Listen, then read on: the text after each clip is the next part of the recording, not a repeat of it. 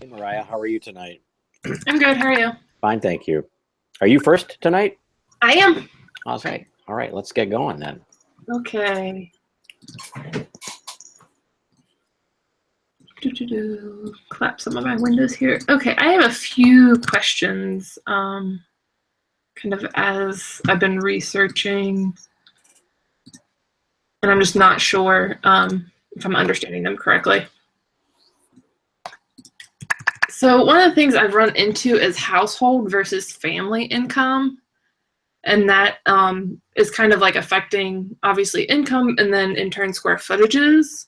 And so should I be looking at family considering like one entity instead of a household, which to me is a bunch of people who occupy the same housing unit, which could be like a multi family residence? Um, wow, that's a good question. I think the former, not the latter. I think the family, not household. Okay, that's what I was thinking. Um, and then I've seen, we'll probably get into this a little bit more in the code, urban renewal versus planned development district.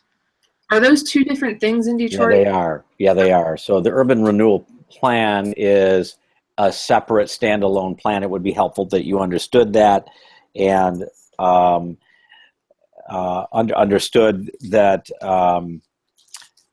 That was a plan that basically ran in the Brush Park project. I'm not actually certain that it applies in this neighborhood, so that's something uh, I could determine or find out for you, but I'm not certain that it covers this particular area. The other thing is that the first plan that you talked about was the PUD, so the planned development or the planned unit development Yes. is, and I was explaining this the other night um, to I think it was Nate. I heard a little bit of it, not all of it. Yeah, so let's say that you're a developer who's sort of bought maybe three lots next to one another, Hmm. and then Mateo lives on one side, I live on the other side, and you've bought two lots on each side of our properties, Okay. right? Hmm. And you start talking to us about what you want to do with all of those properties that you own, and you say it would be lovely if Mateo and Mark, you guys would sell your houses to me, and then I could own all of the block in a sort of a continuous chunk. And then you would then be able to appeal to the city and say, look, I've got control of all of these lots. They're all individual, let's say single family lots. But Hmm. I have a vision that actually aligns with the overlay vision, which aligns with the sort of Detroit future city sort of notion of promoting density in a traditional neighborhood. And I can't do that with single family zoning restrictions, front yard, rear yard, side yard setbacks, lot coverage, all of that stuff. I Right. can't get you density, which you want, in a transit oriented development if I'm only allowed to do right single family residences. Right. So a planned development allows you to, in effect, do something called spot zoning, which the city would raise their brow at that description. But essentially, it allows a developer like you Uh-huh. to then basically rezone all of those lots into something that aligns with the basic direction that you want to take that project in. You're going to take that project in the direction that the city agrees in. And Hmm. as a developer, you and your architect will then do site plans that illustrate parking, that illustrate unit counts, that illustrate, the density, that show building elevations, that denote exactly how tall and how many windows and what the proportions of those windows are, what the assignment of open space is. You're basically going to do a site plan approval package Hmm. for something that's not allowed by the strict adherence of that ordinance, um, in terms of that in terms of that district in favor of something that is amenable to the city and can be approved by the city under the review of a planned unit development or a planned development. And so this is how much denser scenarios start to play out, and this is probably how most of you will progress in your work. You'll probably need to go under a PD or a PUD in order to have what you all are going to propose to work. It would even allow, for instance, in like my neighborhood, perhaps in your neighborhood, to a single family residential neighborhood, let's say, for you or me to take a house that I've got and divide it into two families, and then modify the accessory structure, for example, into a garage and a granny flat or a mother-in-law flat, right? So now I've got three households, three families living on one site that right now only one family is allowed to live on by the current adherence of that ordinance. So there are ways to, I don't want to say wiggle around the strict letter of the ordinance, but the plan development is in effect a contract with the city that says this is what we're going to give you: density, building height, materials, architecture, site, landscaping, parking, all of the stuff that a site plan approval package will detail, and you're going to get for that open space, you're going to get a coherent neighborhood, you're going to get control over the architecture, right? You're going to be able to sort of contribute to that vision by approving it. So the cities generally look favorably to those, but they are kind of a process of give and take. Okay. Now, in that scenario, does that do all the lots become one cohesive lot? Yes, ma'am. Okay. That's what I'm kind of like running into in my scenario, and it's a little different than what I'm used to, so that's what I was just wanting to make sure that I was understanding. Yeah. So we can go into your work and we can look at your drawings and we can talk a little bit about that. For instance, I suppose density or setbacks are creating maybe speed bumps for you. So, when a developer and their architect like you comes in and says, we want to do low-rise, high-density, like 4-story, 5-story, high-density product in a single-family neighborhood, city's going to like lean back on their heels and say, whoa, what do you mean? What are you talking about? Well, I think, this should look like New York, or this should look like Brooklyn, or this should look like Philadelphia or Cincinnati. So that's what we're going for. And then they say, well, why don't you think about at least respecting some of the things that we talk about, like parking, like open space, like building height for this category, and setbacks, given the existing setbacks nearby. So trying to sort of understand how the city can move towards acceptance of what you're going for by maybe not abandoning all of the district's sort of zoning requirements, but like cooperating with them in some ways. So front yard setbacks is one way, building height is another way, the being sensitive to open space is another way, for example. Okay, that makes sense. So let me.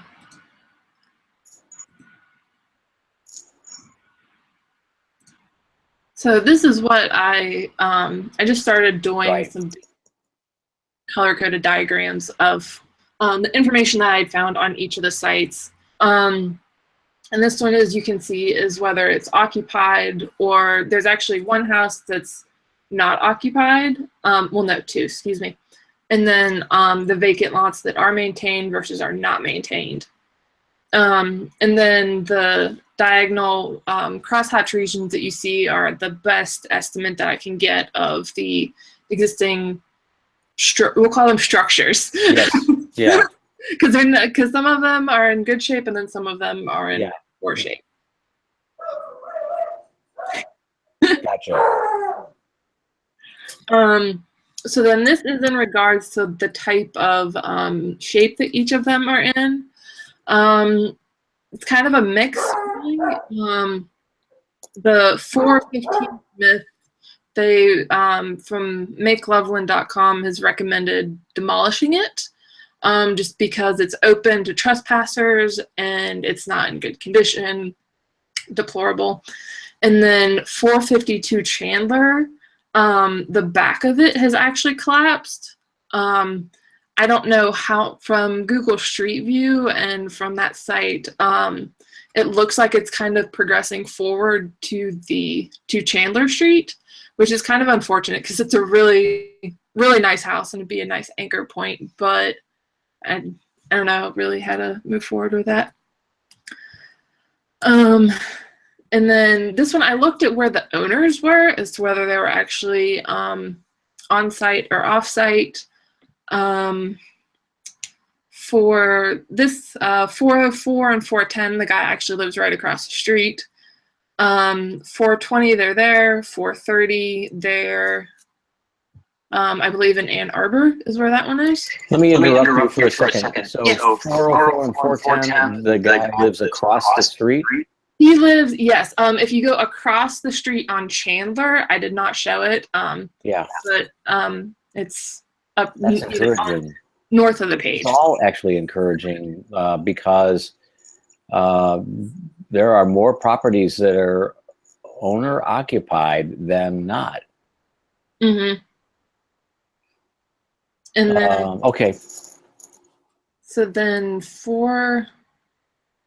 so then down here in the lower left-hand corner is the land bank and the treasurer, which from what you said is kind of a little bit more difficult to deal with because of the 6-month building period. That's just an abandoned lot. And then this, the 7,717 Beaubien is actually owned by the guy that lives at 445. I think his wife uses his name at one site and his at the other because they both have the same last name. So this is a little game of Tetris that I combined all of them to kind of see what I think I might want to move forward with, which ones might be worth trying to salvage somehow. And which let me, okay, so I really appreciate this diagram. I was actually going to ask you to consider doing it. So now walk me through it. Let's look at 452 Chandler and what is this matrix telling me? 452. Okay, so Chandler, it is occupied and it's by what is said online as a multifamily. So they didn't specify whether it's 2, 3, 4 on down the line. The owner does live on site in the structure. It seemed to be one of the families, and then it is in poor condition with the back starting to collapse. So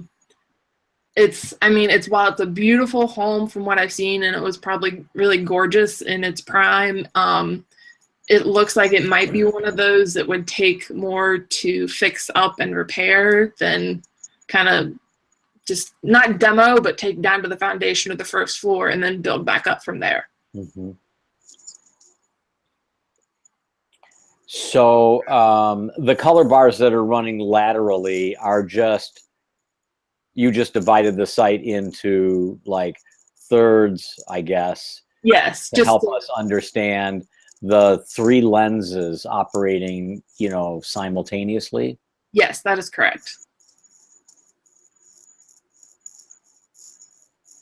Yeah, it's a lot to look at and kind of grasp. I'm still trying to wrap my head around parts. I think you need to do, and maybe one of the team members like Mateo or Anna or Nate, who are on the ground, you need to do an elevation study of these homes.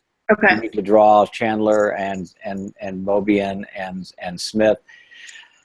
And you need to do a plate that actually puts those buildings kind of to scale, relational to each other on the street, with the gaps between those teeth just, to scale, so Mhm. that we understand the streetscape as a series of objects on it, right? I think Okay. that's important, so that we understand these things as real things. Hmm. Um, and okay, and then so what did you what did you get from this synthetic diagram? Um, that that kind of everything I think that's kind of like worthwhile keeping is more on the interior of the overall site, which might be a little bit more difficult to deal with. But some of them I think are worth keeping and trying to. Why is it more difficult to deal with those? Well, as I was moving forward, I was trying to work with site layouts based on like an approximate that I. It wasn't easily fitting together. It's not saying that it couldn't, but it just wasn't lending itself to all fitting nicely together just yet. Uh-huh. But like, so can you go maybe? So I love this drawing, but it's a little festive. Can we go back a drawing or two? Yeah. Yeah, that's one's fine. Okay, so Yeah. um,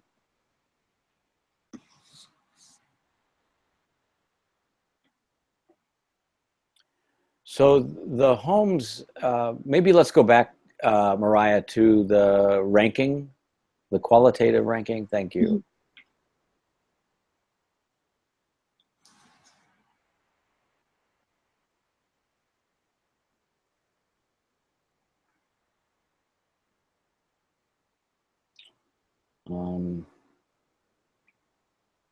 So 415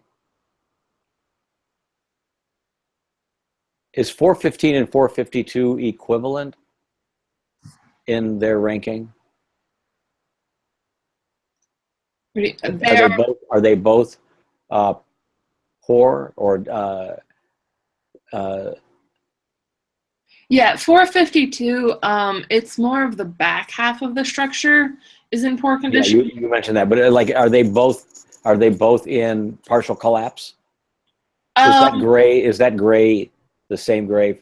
Is Yeah. 415, 439, and 452 all your worst lots in terms of occupied or occupied with buildings? Yes. That is correct. I know 451 and I know 445. I don't remember what 452 looks like. So I guess what you need, well, there's two things in action here. I think what you need to do is take a stand on the ranking as the architect recommending what to do to the developer. I think you need to take a stand and say that existing buildings, in effect, at all costs need to be restored. Yes. And so that they're stabilized, right? So you need to move towards stabilization. And there would be like maybe an associated degree of ranking that helps the developer get towards that. So 452, 415, and 439 have like a 10 factor, right? Towards moving towards stabilization. It's going to be kind of like all in, like move all the chips to the table, right? To the center of the table. And then the properties that are poor or fair or good just have a diminishing like numeric value of ranking because they won't require as much. So the program, it seems to me, is for you to elaborate on the ranking. Okay. And explain what these buildings will need in order for them to be stable so that they all enjoy the same ranking of quality, which might be good or pretty good.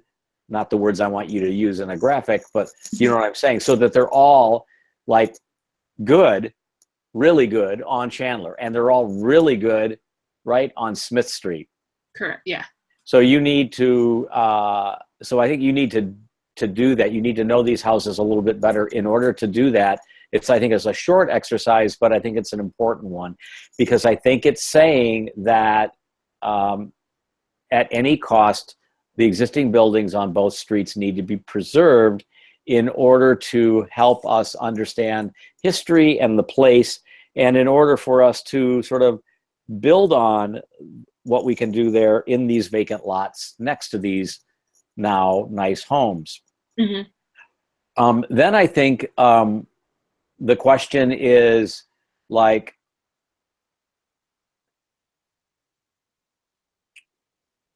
what influence does Brush and Beaubien have on the Four Corners?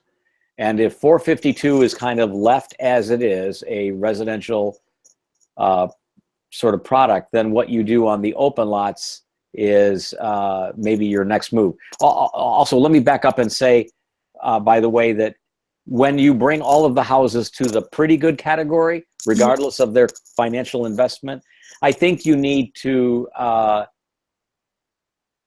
say there are basically two chassis.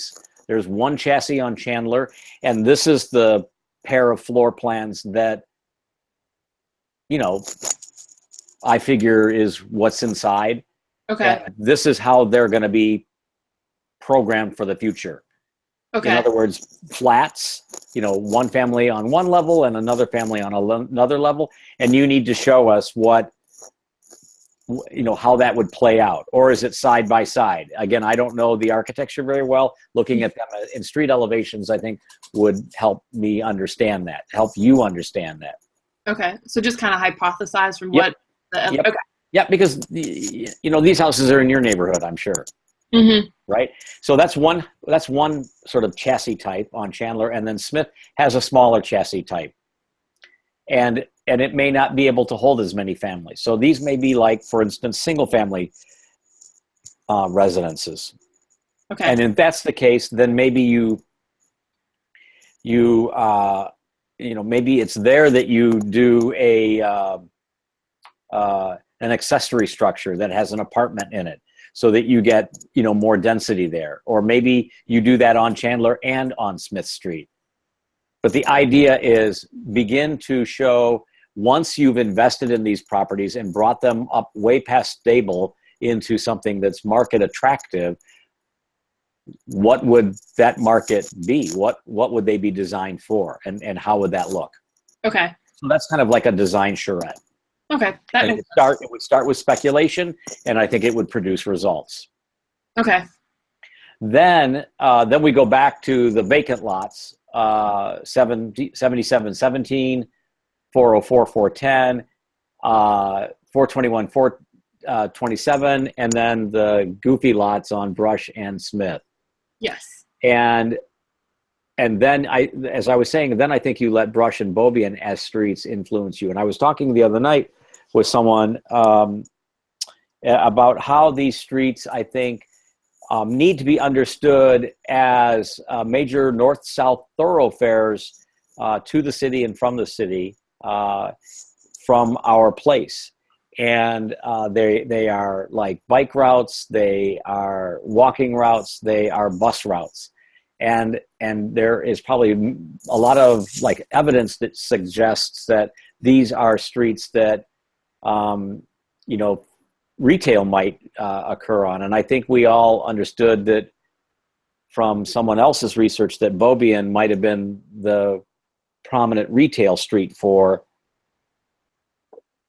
this neighborhood. That's something that you can begin to understand. So these corner sites and the infill sites, I think, are opportunities for infill.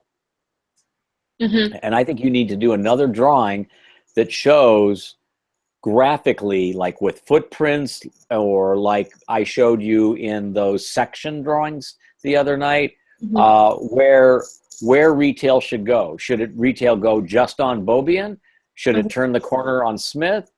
Should it go partially on Beaubien and partially on Smith?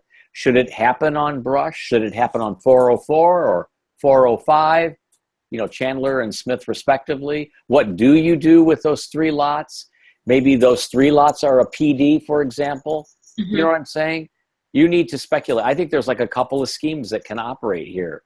404 could be a building that faces Brush. 410 could be another house.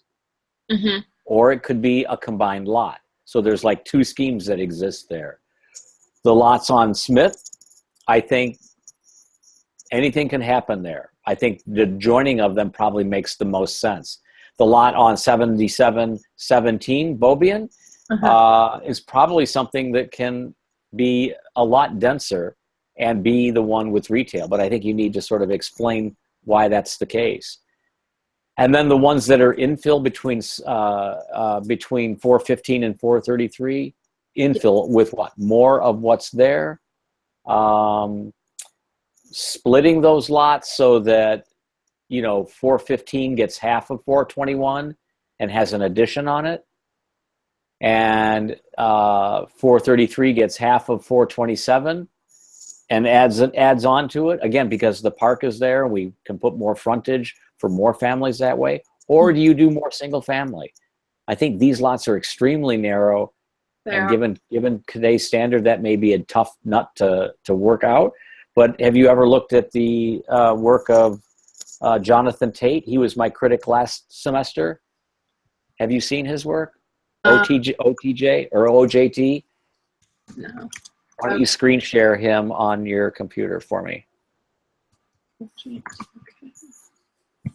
OJT.com. He's from New Orleans. He came into my April reviews.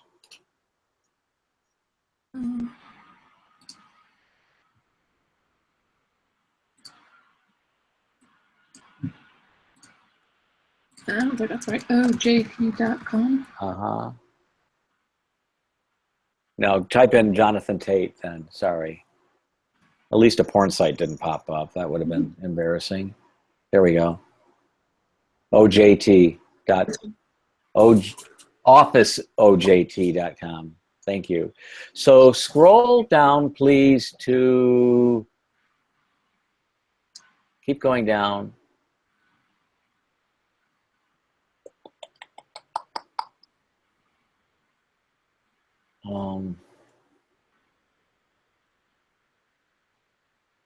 Go back up. Go to single family house, Zimple.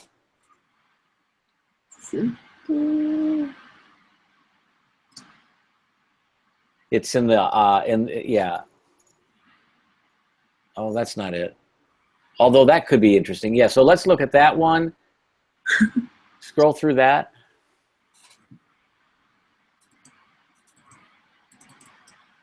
Maybe click on the images. Or yeah, this is good.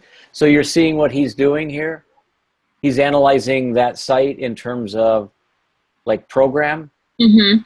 And then he does these sectional studies in these models.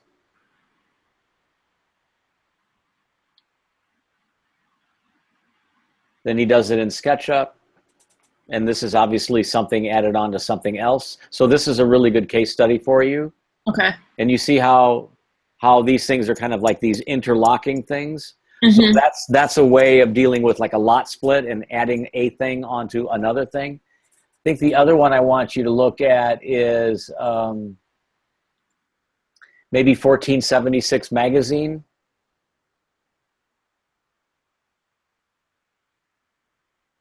No. I'm sorry. I know his work, but I just can't remember the name of.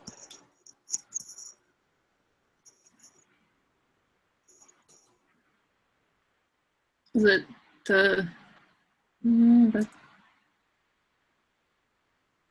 Is it this one? Yes, it's off. It's the one on 3106 St. Thomas.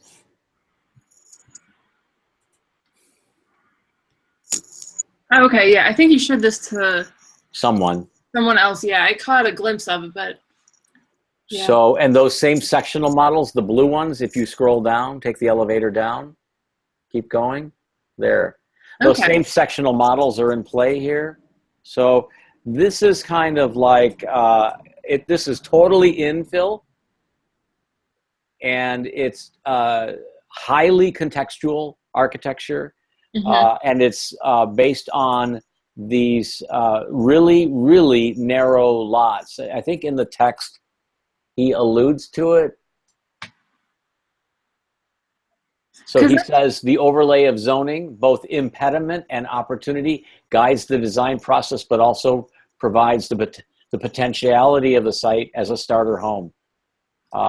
With this in mind, no variances were sought, and its design 3106 takes advantage of the preconditions, adjacencies to a warehouse and a two-family home, a highly restricted long and narrow footprint, and a rather generous maximum height of 40 feet. I'd live in this house all day long, right? It is really, really beautiful. And the footprint of the house doesn't even take up the full lot width. I think most of us would try to, like, you know, widen the sort of figure to fit the lot, but he holds it back so that you still get open space with a skinny figure. And I just really, I appreciate that. But I don't know exactly how wide this lot is. This actually shows up in an article in like not Pinterest, but in some like Times-Picayune Sunday magazine article. So if you were to like maybe drill down and type in 3106 St. Thomas in Google, you might get more more information. But this is North End. This is what could happen really in North End. And so this idea, I guess, Mariah, obviously the idea is infill. Mm-hmm. But maybe thinking of infill situationally, like, what do you do in this situation? What do you do in that situation on the corner on Beaubien? What do you do on the 3-lot corner? So there might be for you a number of iterations that allow you to explore sort of this notion of infill based on a desire for density, a desire for strategic, smart, tactical retail, a desire for maximizing lot coverage without diminishing open space, right? That's a tough one. How do you do both? And a desire for creating maybe a new language that is at one moment residential, but at another moment, contemporary, not necessarily meant to look like it was built in 1935, but architecture, if you will, of its time, of the present. And I think that's what Jonathan's doing, which is really, really interesting. And these section models in the blue models of this project show a number of possible sort of formal iterations that allow for 2 and 2.5 story spaces. Very narrow footprints that allow for the relationship of inside to outside. I mean, he's got it all going on in this tiny little nugget of a house. So I have a question then. Referencing the zoning that was done by last year's students.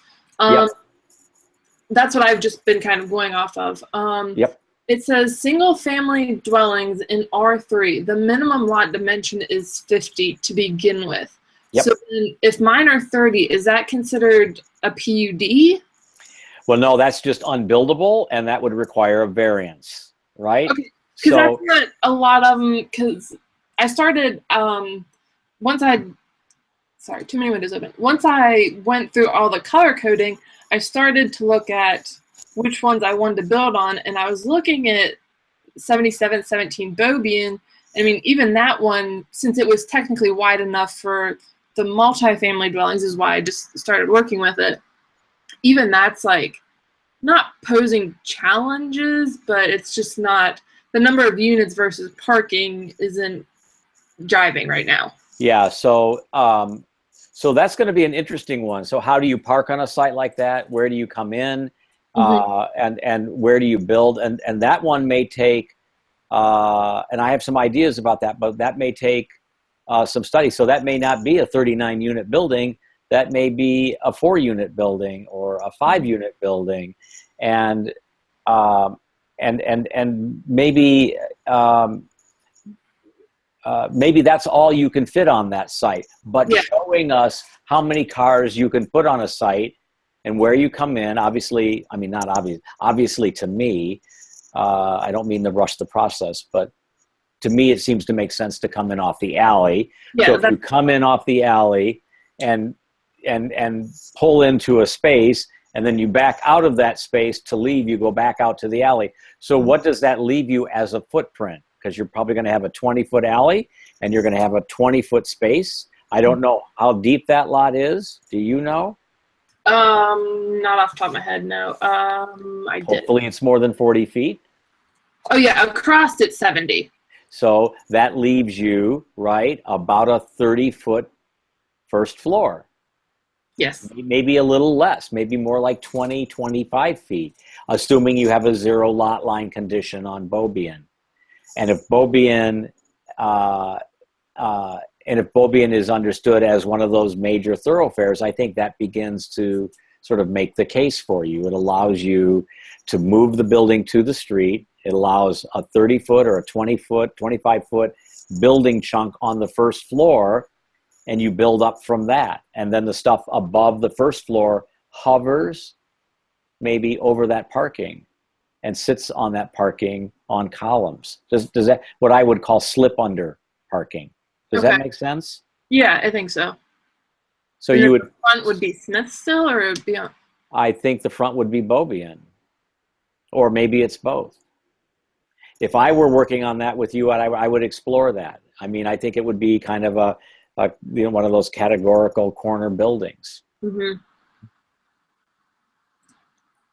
But neighborhood retail doesn't need a lot of depth. 25 feet is probably just fine. 25 by 40, right? That's 1,000 square feet. That's a nice little coffee shop.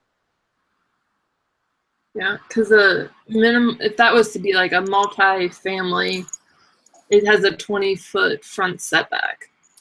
And so, so that's one of those things that you sort of take into account. Maybe the line along Smith actually sets back 20 feet, mm-hmm. right, from that front yard, but then you hold the property line on Beaubien. So that's a drawing. You know, I don't know if it works, but I would only know that it works if you drew it. Yeah. And that's the process that you need to go through. And you need to go through that with all of the lots. And quite honestly, I would, I mean, our own Brush Park stuff, and mm-hmm. the stuff that I'm going to show you next week tries to do those things. It tries to do corner buildings that are dense, that have parking, that have retail, but have residential as well. And you can look at that as a case study. But also, I think it's a perfectly sensible thing to look at Jonathan's work and say, okay, I appreciate what he's doing. I'm going to try to apply that here and let the site that I've got influence what the new outcome will be.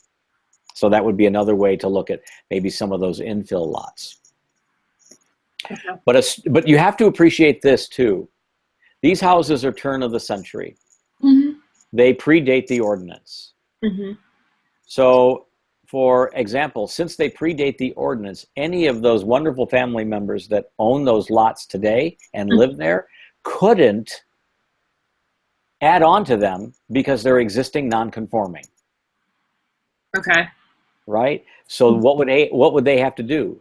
They'd have to make a case, right, for a variance. Okay. And a variance is based on three things, right?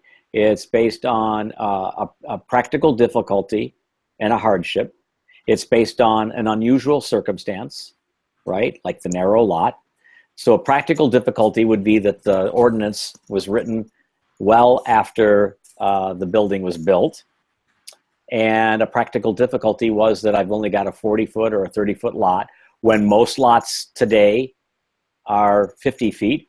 When most lots in the R3 district say they need to be 50 feet and they say they need to be 6,000 square feet minimum. My lot is too small to do anything on. And all I'm trying to do is add on, right? Mm-hmm. So you need to make a compelling case then in the variance world, in the planning world, to do that. So some of the lots may only require variances and some mm-hmm. of the lots may need to be like a PUD. Okay. Does that make sense? And a developer may like create one project, Mariah, for the Beaubien parcel and mm-hmm. call it Mariah Roth Beaubien LLC. Mm-hmm. And that would be one application. And then Mariah Roth Brush LLC might be the other 3 parcels on the other end of the street, and that would be a separate application, and that actually might be a PUD. So being kind of like tactical about how to approach the sites might be a good way to sort of move forward with them. And then maybe some of those infill sites are simply lot splits and doing an add-on, right? Taking one lot that's 30 feet wide. Like, go back to your site plan for a second, and we're going to look at the Smith lots. The 2 that are in the middle. Remember how I said let's split those? Yes. Sorry, that's moving down the line. So maybe the lot owner of 415, for instance, buys 421. I know that 415 is a piece of crap right now, but do you know what I mean? Yeah. And then they buy lot 421, and now they have 2 lots, and now they can do a more sensible addition. And what would that addition look like? 433 buys 427. Mm-hmm. And what would that addition look like? Okay. And 439 is needing to expand. And so what would a granny flat look like? Or what would an addition out to the rear look like, for example? Or on top, right? Mm-hmm. What would be the case of 404 and 410 being 1 lot? Or what would the case of it being, 2 separate lots? So there's kind of like a series of speculative site plans that you can create that sort of show your approach to infill. And that's how I might look at this. Okay, that makes sense.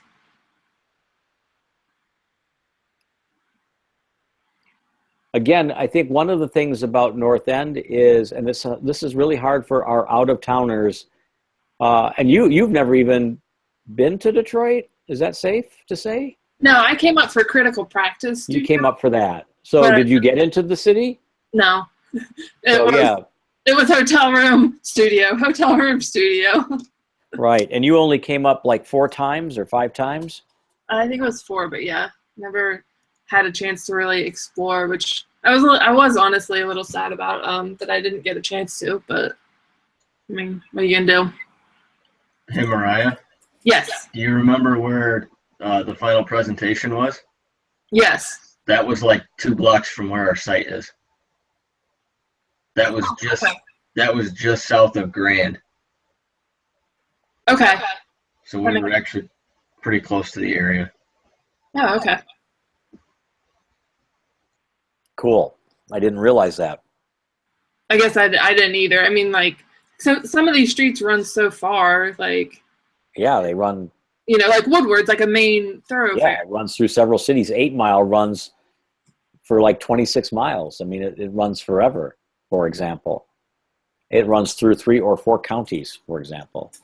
Grand River runs all the way to, oh my goodness, where? Lansing? From Detroit to Lansing. These are old horse trails, Mm-hmm. right? For example.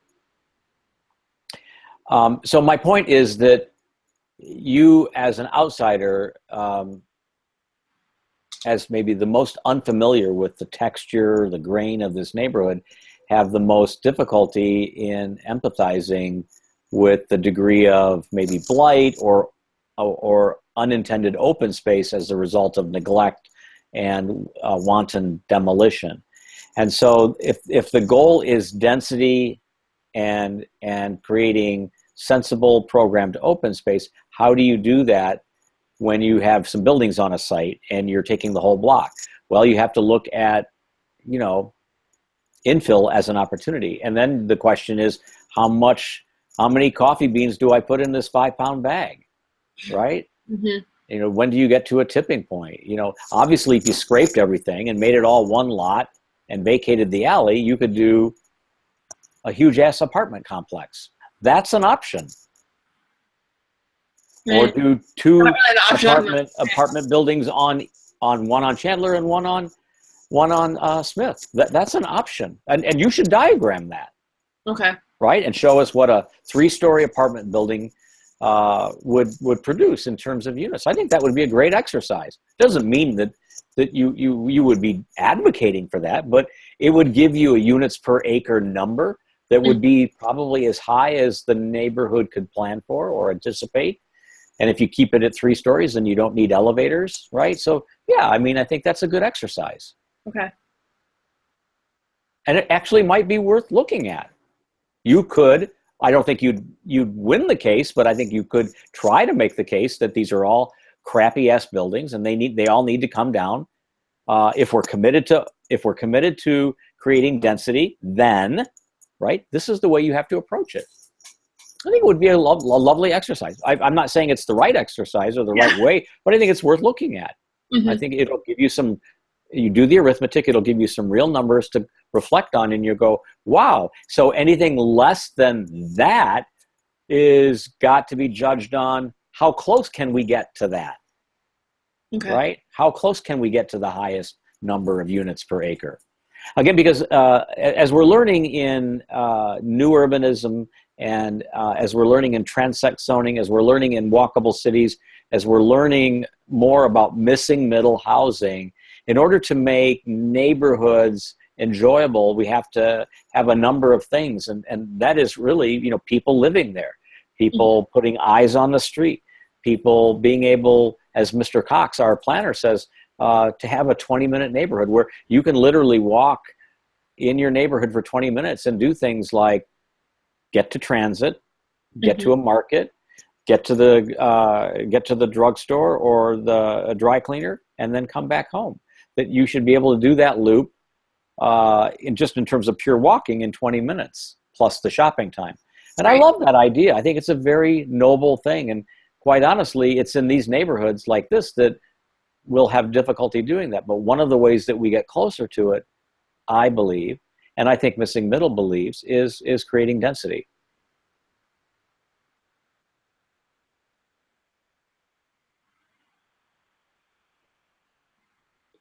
Okay. So 2 big ass apartment buildings, one on Chandler and one on Smith, would be a PUD. And it could be one PUD.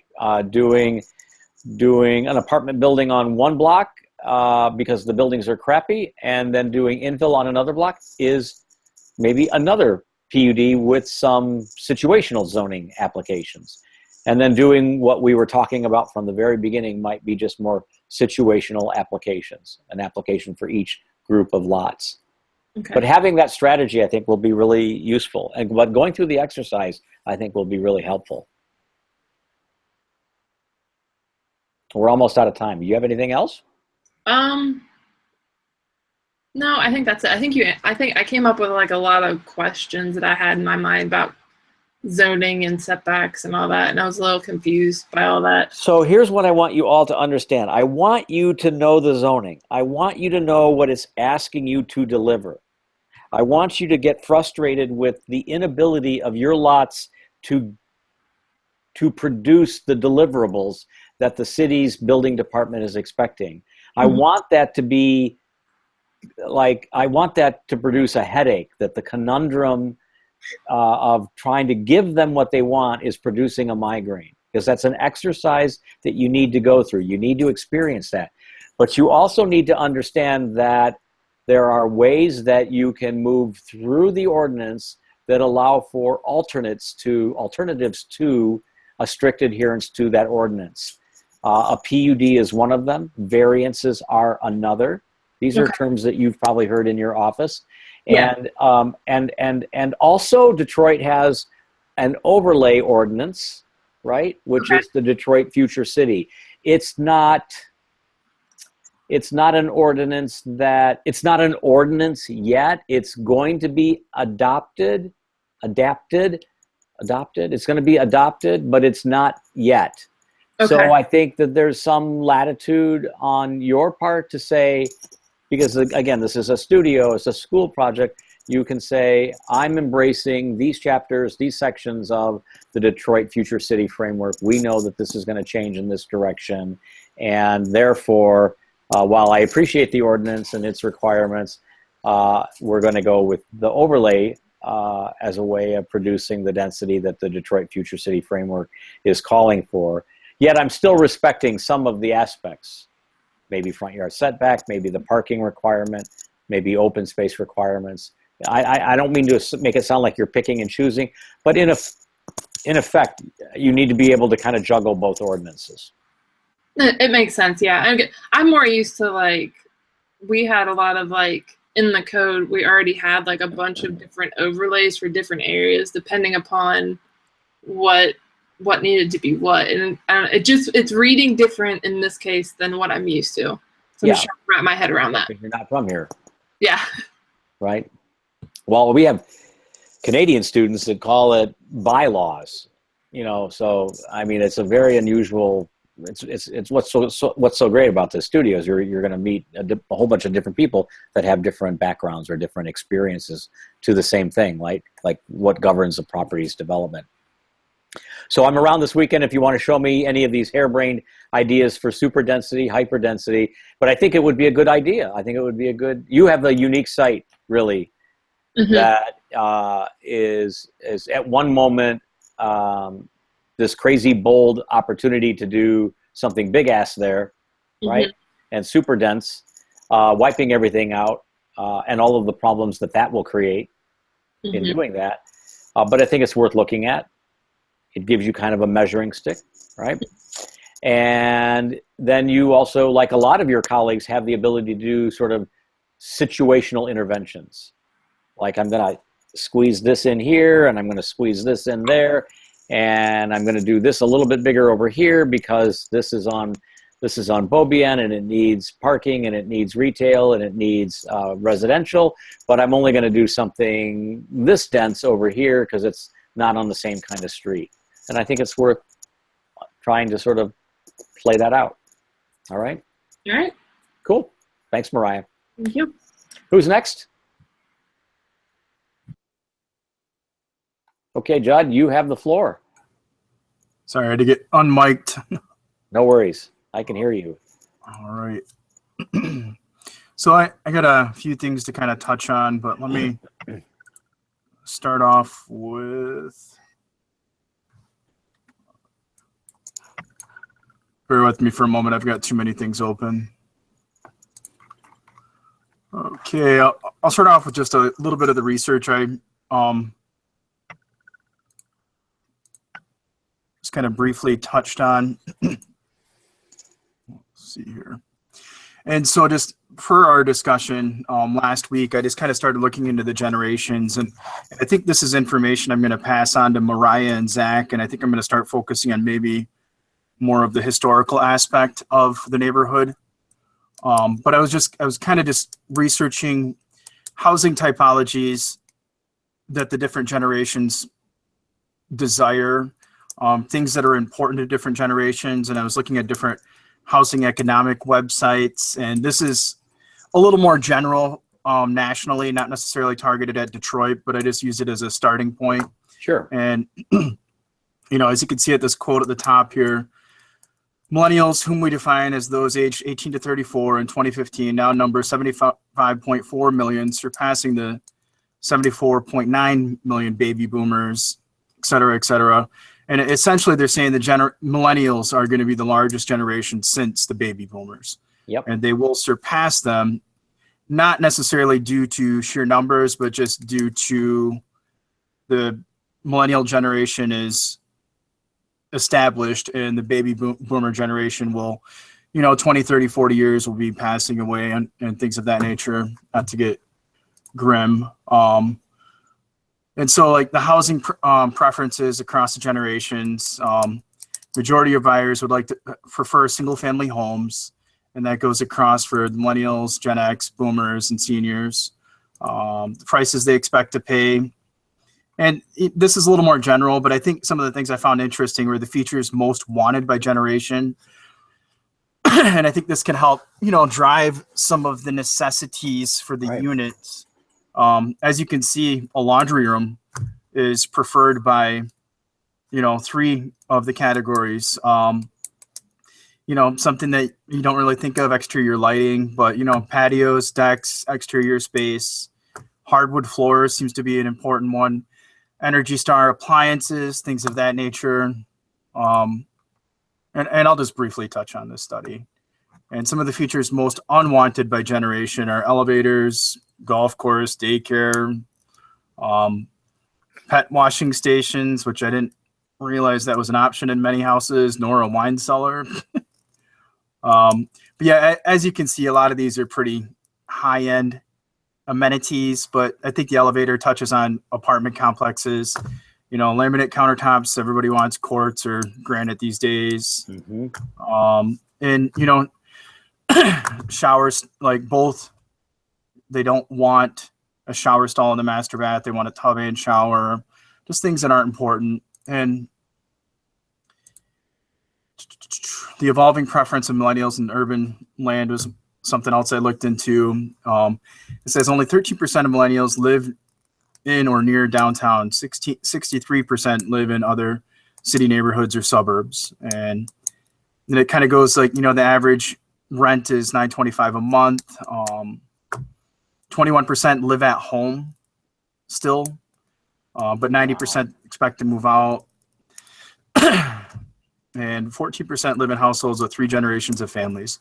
Anyway, I just thought this was, you know, interesting material to kind of touch on to get an idea of what the target market is, what the trends are, and things of that nature. But I think in communicating back and forth with the class today and this weekend or this week, I'm going to share this information with Zach and Mariah, and I'm going to move on to maybe studying the historical aspect of North End, unless you have any other suggestions that would be preferable for a research topic. Yeah, I guess what I'd say to all of this is this is all really interesting stuff. Maybe a couple of things. One is that you know, baby boomers, and I'm one of them, is a group that we talked about, but they didn't really become a concern or a category as a group that had needs or expectations or preferences like you're describing until it became clear that the baby boomer generation had come of age. Millennials, on the other hand, is a title of an age group that branded the group right away, and it became really important to understand who they were and what their preferences were right away because their numbers were so huge. The baby boomer generation we knew was going to be a big number, but we only said, oh, they're all going to be moving out of houses in these years. Oh, they're all going to be starting to tap into Social Security in these years, right? We baby boomers were always understood as moving towards a threshold, moving towards a deadline or a gate where other things in their lives were going to happen because their lives were moving from working to retiring. And so the baby boomer generation was always viewed as moving towards retirement.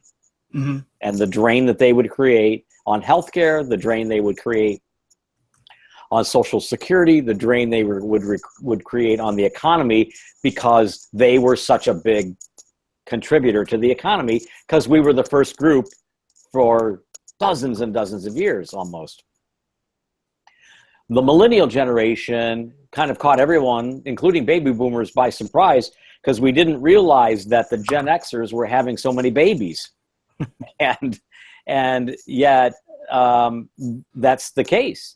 And so now this age group is a group that we're saying, oh, wait a minute, these guys are actually in a larger number than the baby boomers. Let's try to understand them more carefully in terms of their desires, in terms of their education, in terms of their background, their income, their commitment to the community, and all of that stuff, because we can make money off of them. We can design houses just for them. We can design neighborhoods just for them. We can create jobs and industries just for them. And we can all make a lot more money if we kowtow to that generation. So at one moment, you need to understand that it was maybe partially driven by a business model, like how can we know our client better? And at another moment, it was like, holy crap, these guys are bigger than the baby boomers. We got to start looking at what they're about, because this is something we should all know more about. And we were just tired of talking to baby boomers, by the way. So it became really more interesting to talk about another group altogether. And for me, it's been kind of interesting because I've been teaching this age group now, the Gen Xers and the millennials, for 35 years. And there are things that are very interesting in these summaries, but what I've learned is it's very difficult to lump a bunch of preferences on an individual as a way of saying this is who they are. So you need to be cautious, and you need to be careful about how you say these things and the conclusions you draw from those statistics. That's the only kind of warning I'm going to give you. Or not warning, but it's just an observation. You just need to be careful how you tee it up, because you may have a millennial on the jury and says, I have no intention of moving back in with my parents, and I have no intention of moving back to the suburbs, even though your statistics are saying that. I believe in the city, and so therefore these statistics don't mean anything to me, for example. So that kind of thing can come up. So I love that you're researching it, but just be mindful of the slot factor, right? The margin of error, right? That polls can take or create. And I was trying to find some resources that were focused more on the urban environment. Yeah. And a lot of what I was finding is more economic based. Yeah, I'm sure. Developer based, I guess you would say, like you were saying, like essentially targeting a market. Right. And that's where a lot of the research was coming from. And the ULI, which is what you've already drawn from, is probably your primary source. Mm-hmm. The Urban Land Institute. But I think trying to understand a user by making inferences and deductions is a good thing. It's a good exercise, and I think it has merit. But what that diagram I showed you the other day, that sort of circle of life, I think that was actually interesting too, because there were things that each group shared as that circle of life rotated. There were things that were maybe constant throughout every sort of age group, or every sort of like millennial family with a family with no kids, double income, no kids, family with kids, and then retirees, for example. So there's things that are different about them, and things that are constant or similar, shared. Can I ask a question real quick? Sure. Have you tried to find anything, like you looked up the age group of millennials and Gen X and that, have you been able to find anything that's specific to just people moving to the urban communities, not necessarily based on an age group? I'm sure we have. Gosh, I think census would bear that out. I think that I think Pew probably has that information. I think what's happening is that cities are seeing an influx. There's probably statistics that evidence that. I know Detroit has seen an influx of people moving into the city. It's probably not as robust a number as we'd like to see, but I think that's also because there's just not a lot of housing choice. But one of the things that's maybe been more compelling to people like me and of my generation is that,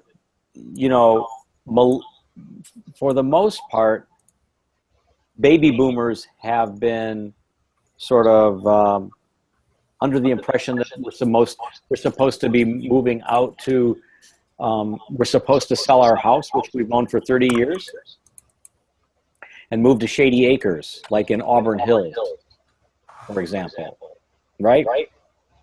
Where we have an apartment, and the whole community is filled with people that look just like me.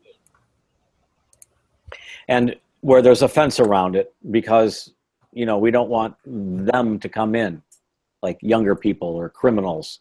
And we don't really need cars anymore, so we don't really have places for cars because there's assumptions about us. But I think what's happened is that the baby boomer generation has been around for so long, and it's so large, and it's probably the most acculturated, the most educated, and the most well-traveled generation, that there's maybe a lot of baby boomers that are, you know, not so interested in the lifestyle that someone predicted we should have or that we were intended to move into.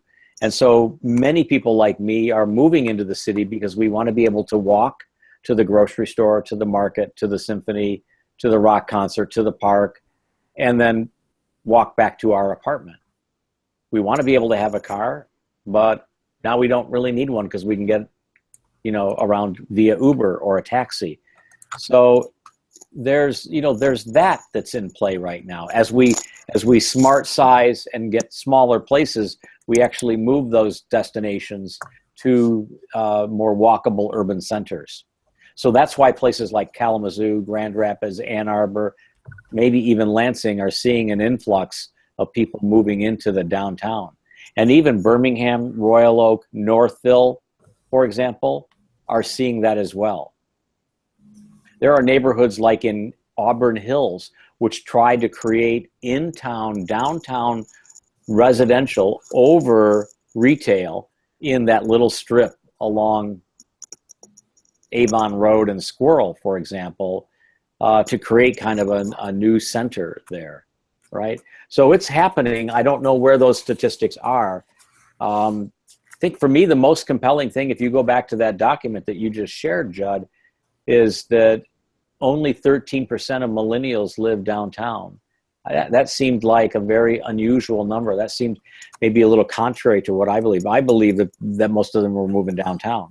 Mm-hmm. But I also read something that was a little unsettling, that most millennials, after they, you know, get their yayas out, so to speak, after they live downtown and go edgy, you know, and don't have a car and have their job in their apartment downtown, and they can do pub crawls and slow rolls and all that good stuff, that when they start getting married and they start having kids, once they get married and they start having kids 5 years later, where are they moving? They're moving back to where they grew up because they love the stability and the predictability of the neighborhood, the demographic of that neighborhood, the school system of that neighborhood, because they know it. So that's very interesting to me. And in a way, I'm kind of not alarmed by that, but I'm a little frustrated by that. Mm-hmm. There was a big article on that in the New York Times about a year ago, just on where are millennials living. And there seems to be evidence suggesting that they are actually moving back to the suburbs. I read one of the same exact things, saying that once they get married and they have kids, they want to move out to the suburbs, get a single family home, and they want to mow lawns, clean gutters, get a home equity loan, right? Join the PTA and become a soccer mom. Mateo, that's what you have to look forward to, being a soccer dad. Absolutely not. I thought you were going to say he was going to be a soccer mom. Probably a soccer mom. I could see you in a minivan. Definitely. Hey, there's nothing wrong with the minivan, Judd. There's lots of storage in it. Lots of storage, and you can put a U of M sticker on it, Mateo. The whole car is going to be a U. Now, there's no need to ruin a nice vehicle. Wow. So let's look at let's go back to. So I love the research. Let's go back to your site for a second. Thanks. Yep. So this is just something I kind of started on in Revit. Didn't turn out quite as well as I'd hoped. I've been kind of more gathering information and just kind of looking at things versus getting too diagrammatic just yet. So this is the site that I'm still looking at. It's off Horton and It looks like the photo shifted. Horton and John R. Yeah. And I'm looking at all of these sites right here. Yep. And let me.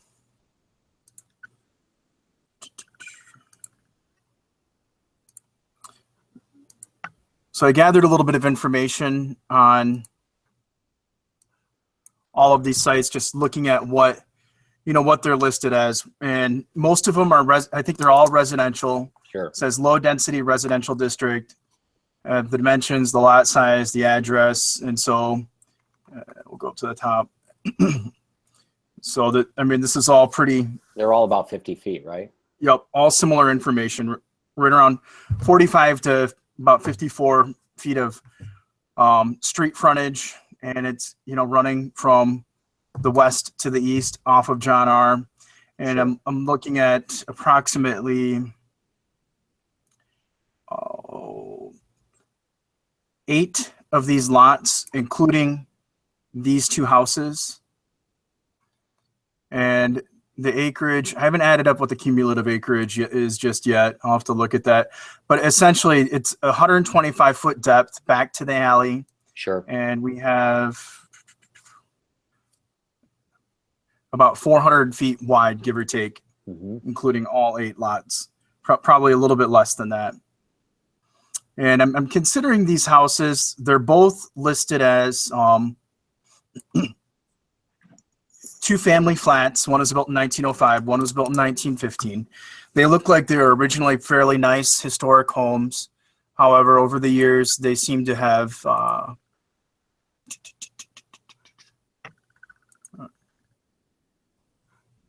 give me a second. I have the photos.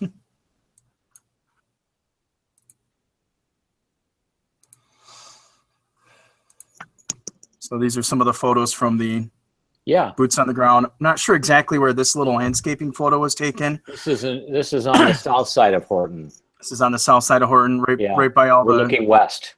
Okay. Right, Mateo? Yeah. Yeah, that's looking. That was actually looking south. Well, that's on the south side of the street, but I think we're looking. The direction is east to west because I think Woodward is beyond. That's west. Yeah, we're looking west. And then the next house, the next image is that house. Yep. And so these are the houses. I mean, they look, brick house. Yeah, this is a nice home. It's a big home.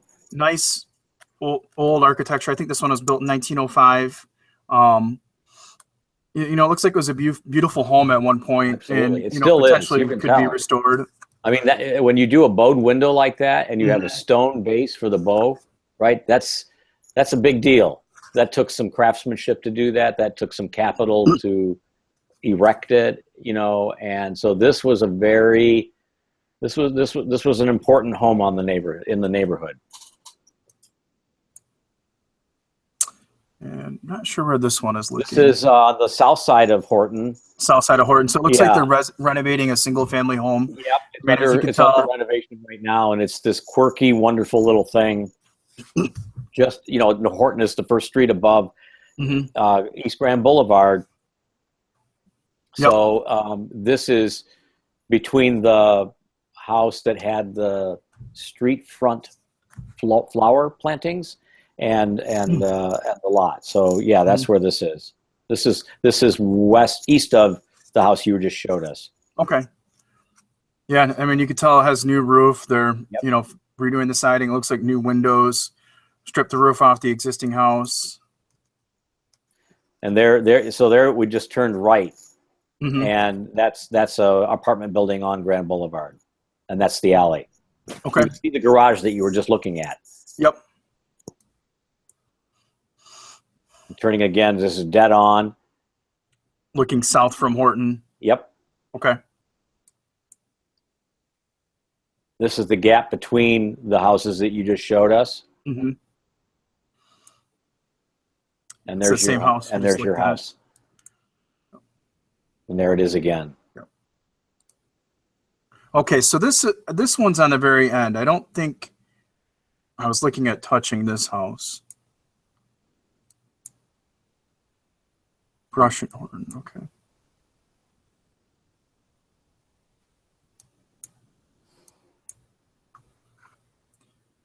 So just a quick. So now we going to be jumping around screens a bit here. That's okay. So again, here's the site, and I guess, Mhm. yep, I was looking at potentially these two houses and this house, and this is just the area I was looking at and wanted a little feedback on the condition of these houses. And, you know, as you can see, these are the two homes further to the west.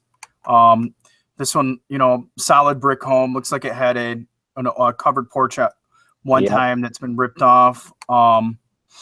Another solid brick home next to it. It looks like these may still be occupied at the moment, and I think it said these are both 2-bedroom flats. Probably. What's that? They probably are. Yeah. 2 family flats, not bedroom. Sorry. So so here's a door here, and there's another door here, Yep. and I'm not sure where the second door is on this house, or if you go in and then Might be in the Right. back. able to access it. Then you come down, and these are the houses further to the east on Horton, Yep. as you know. And then this is that green space right off of John R. looking to the east. Yep. There's some sort of church right here, Yes. and there's an alley flowing through. Yep. We actually walked along that property and through the alley Mhm. to get to your street. Okay. And then, as we've all looked at before, we have the urban garden here, and we've got, I think, Brush Street running through.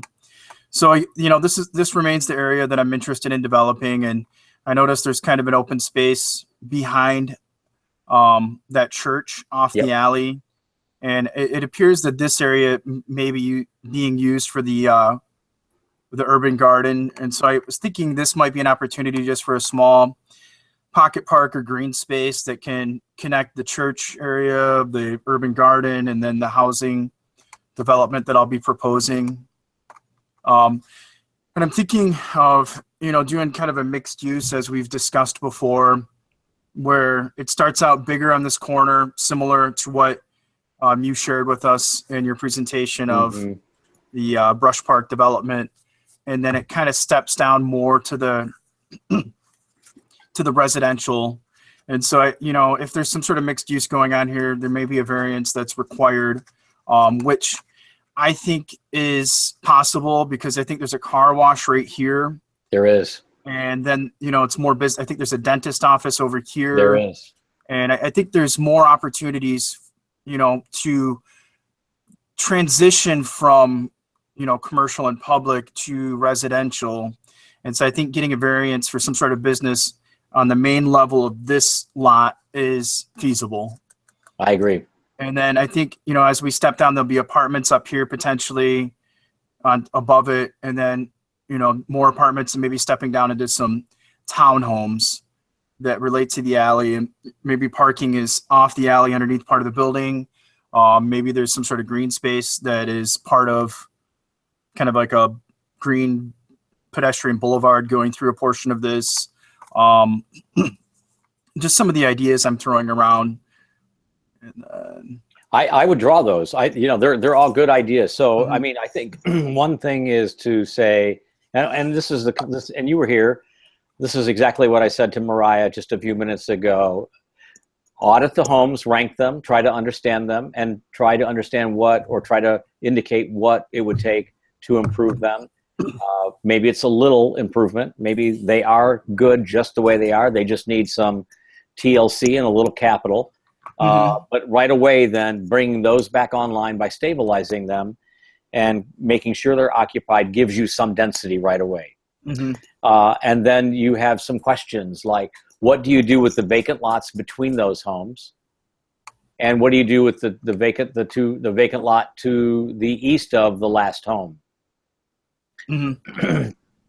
And then what do you do with the 1, 2, 3, 4, 5 lots west of that home up to John R? And I think that's, you know, there's a number of iterations. One, a series of single family homes, not going to produce a lot of density, but it's what was there, and that could be interesting. Doing a series of townhomes that don't necessarily respect the property lines, but anticipate that all of them are kind of one lot, right? All Yep. 5 become one, or all 4 become one.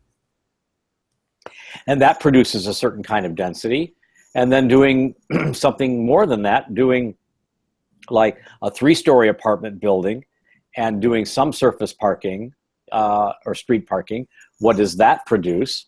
And then maybe doing something that looks at like a 5-story building, and what kind of units can you get there, and what kind of parking can you provide in other parts of the site that still make it as dense as we need it to be, but make it an attractive or a coherent neighborhood. So I think there's like quick sketches that you can do just to sort of flesh that out. Mm-hmm.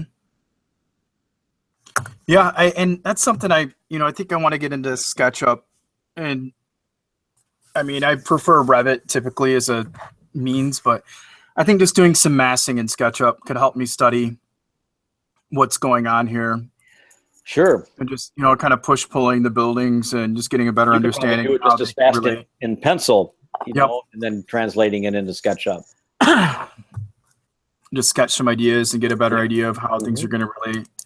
And then, just trying to keep moving forward. I started developing another apartment unit style, and I'm not sure that I'm going to stick with any of these, but I just wanted to explore the idea. And again, this is, as I developed a few weeks ago, these units, and I tweaked a few things just a little bit, added some furniture to see how that filled up the space, fix some of the minor just design things, try to make things a little bit more efficient. They're much better. This is pretty raw right now. And then I tried playing around putting a shower in here versus a tub. And again, adding some more furniture to get a feel for it. I didn't really change the layout a whole lot, just trying to understand how it worked once you shifted things a little bit. And then I came over to this unit where I was originally trying to do a 1-bedroom, and I just felt like it wasn't making sense. And so I decided to do a 2-bedroom similar to what you had suggested. And I took a development company, and I took a plan that they had, and I essentially copied it and just tweaked things a little bit differently. Sure. How you had said earlier this semester, try copying things and then making it your own. Sure. And learn from doing studies that way is just a exercise. It's a good exercise. And so what I started playing with is I pushed this wall out 4 feet and made the unit a little bit deeper so I could fit a 2-bedroom, 2-bathroom unit. It's about, I think 750 square foot 2-bedroom unit. And then I have a larger mechanical storage area. And based on some of the readings that I had done, I thought a laundry room was important or a desired feature.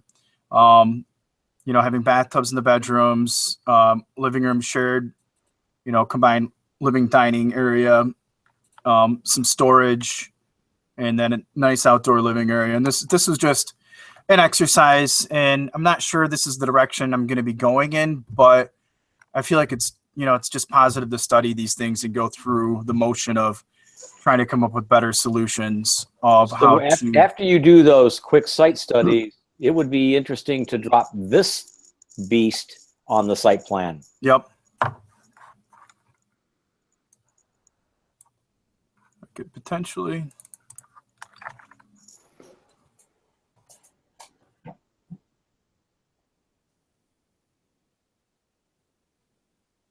This might not play nice, but we'll see.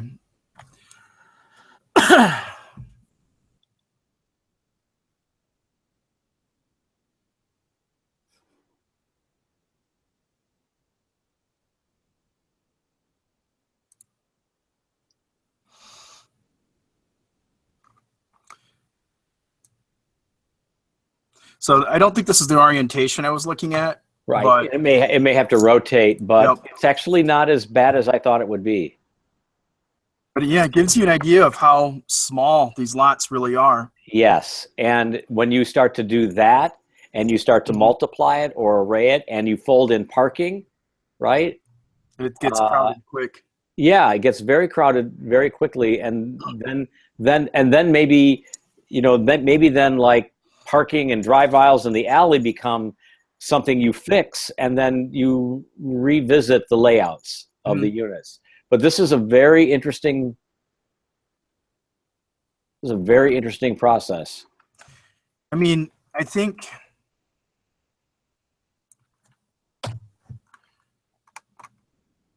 from north to south, there seems to be adequate room. But I think from east to west, it seems tight. But I mean, if I were to make the argument for acquiring these 4 lots and, you know, building a unit on here, and maybe I find a way to stretch the units a little bit deeper. I think from an apartment standpoint, this works well. I think a townhouse, these are deep lots. They're $125, right? Yep, 125 feet. But like Judd, there's the cars are going to pull in off the alley. That's going to be 20 feet right there. Yep, that's true. Right, so that leaves you 80 feet, and then the question is, do you? And this is what Mariah and I were talking about. Do you sort of like zoom out a little bit and draw a line from the front of the eastmost house on Horton all the way to John R. From the front porch line, from the front setback. Do you see it's like 20 feet back, 30 feet back, whatever that is? Yep, right here. It's going to be an east-west line, sort of offset the property line like by 30 feet.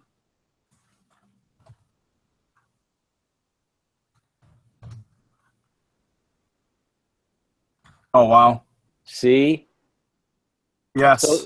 So when you do that and you do 20 feet off the back, right, for the car, and 25 feet, so you have a sidewalk. You see what I mean? That begins to... site fills up quick. Yeah, this is the fun stuff. This Yeah. is where it gets really interesting.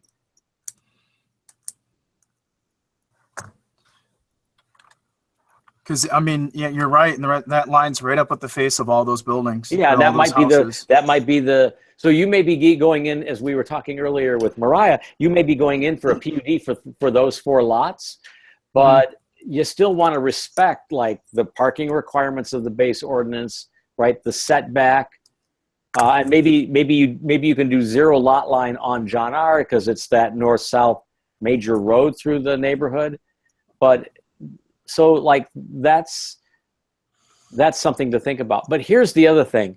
You've dropped a template of what I would call a second floor layout. Yes. The first floor layouts may, by virtue of being first floor,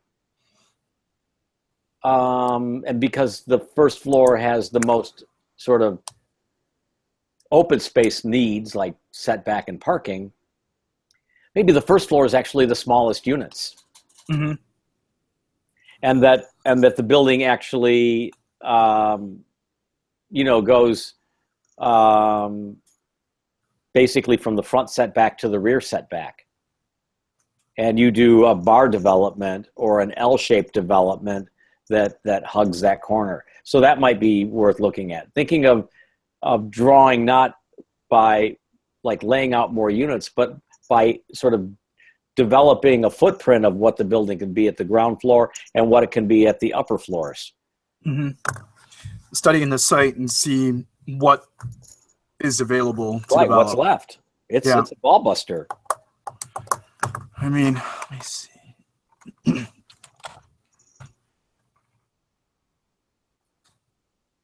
Yeah, I think that'll be a good study. And so you were saying an L shape, If it's and you're kind of possible. referring to an L shape in this direction. Yep.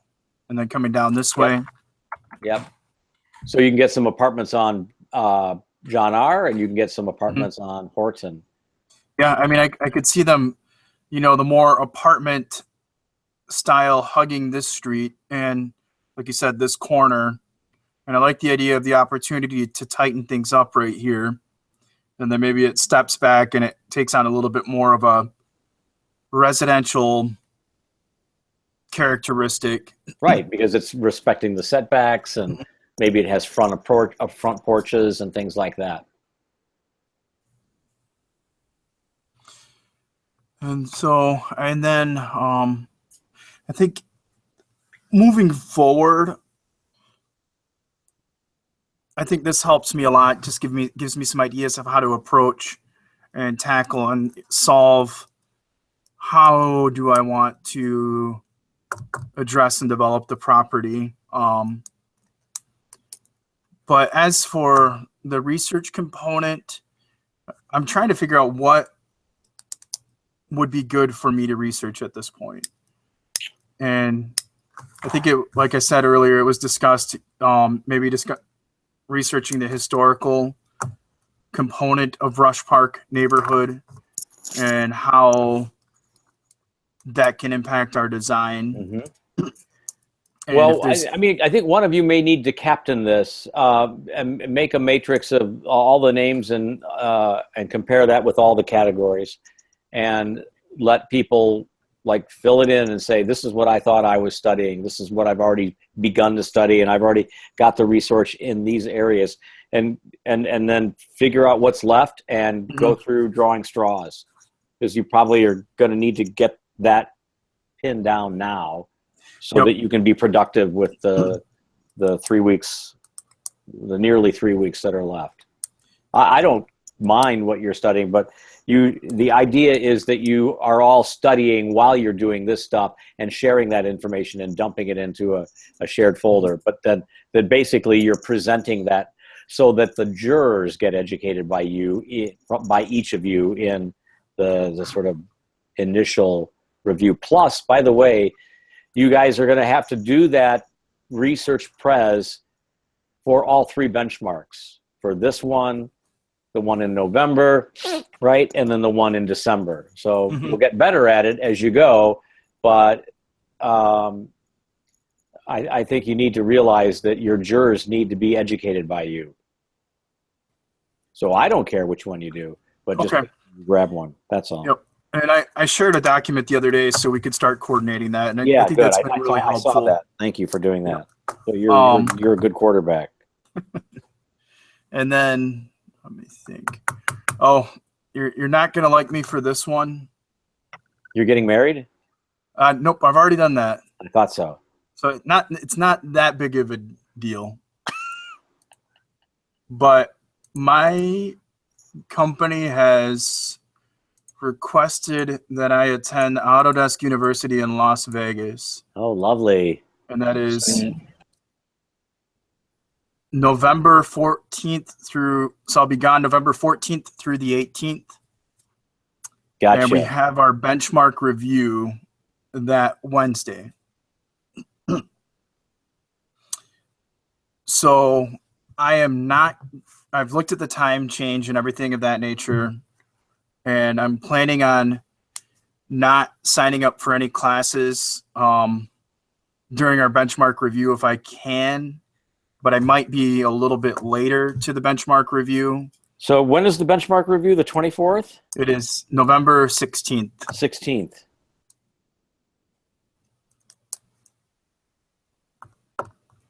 And you're leaving on Monday?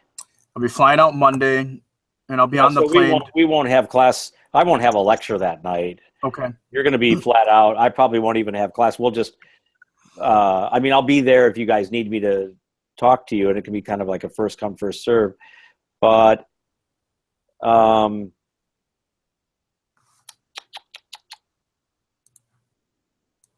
yeah, so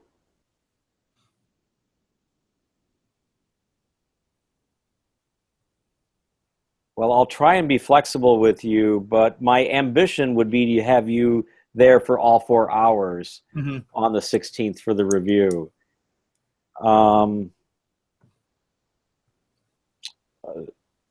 And also, I think the other ground rule is that we can't have your review a different night. No, I would plan on presenting from the hotel. Yeah, Yep. yeah. I think that's an expectation. So you'll have to either duck out or something, but that's a big duck out if you're able to do it for the all 4 hours. But if you're not able to do it for all 4 hours, then you're going to have to make sure you watch the review. Oh, yep, definitely. No, I plan on it, and it's just the time change is what's killer because Yep. it starts at 5:30 here, which is 2:30 there. Yep, I know that. I had a student from Anchorage 2 years ago, Mhm. and so he had to leave the office at 2:30 to get saddled up at 3:30 in the afternoon at his computer at the house for our 6:30, Oh, yeah. sessions, right? Because he was 4 hours behind. So it was very interesting. It was a very interesting day for him on Mondays and Wednesdays, but he was able to do it. But he literally had to leave work in the middle of the day for a year in order to do the class. So it worked out. Well, thanks for the heads up. Why don't you send me a note to keep that on my radar screen, Judd? Okay. And I mean, I'm going to be there to present and everything. I was just trying to figure out how to coordinate that earlier portion of the class. So, and I already talked to my supervisor about it, and they Does it make sense to try and present it from Autodesk, from a conference room there and their website, or from their internet or their router? potentially, just that way I'm not using the hotel's internet. Yeah, because that's going to be Little laggy. sketchy at best. Yeah. Yeah, I mean, I'm at the same hotel as the conference, so hopefully there's no hiccups. Oh, because you're not going to Autodesk's headquarters. You're going to a conference. Correct. Gotcha. Yep. You guys are an AutoCAD house? Revit. You're Revit. So I'll be doing Revit, Navisworks, and Sure. Point Cloud and Yep. different classes of that nature. Cool. Yeah, it was an opportunity I just couldn't resist when my Have you been to supervisor Vegas? offered it. What's that? Have you been there before? Briefly, about 7:30 in the morning, It's a driving weird through place. to LA. Had to stop off and hit a couple slots and then continue driving. It's a very strange place. Yeah. Okay, well, good. Is there anything else we want to go over? I mean, I think that covers it. I think, gave me a lot of helpful ideas of how to start to study this and develop So this. I guess what I'd say to you is when you go through the test fit of what we just talked about tonight, understanding setbacks and cars and the realities of what's left to work in, you may need to revisit your site selection. So I don't want you to feel like that's not an option still, okay? Okay. No, I think that's great because I feel like I want some more room and,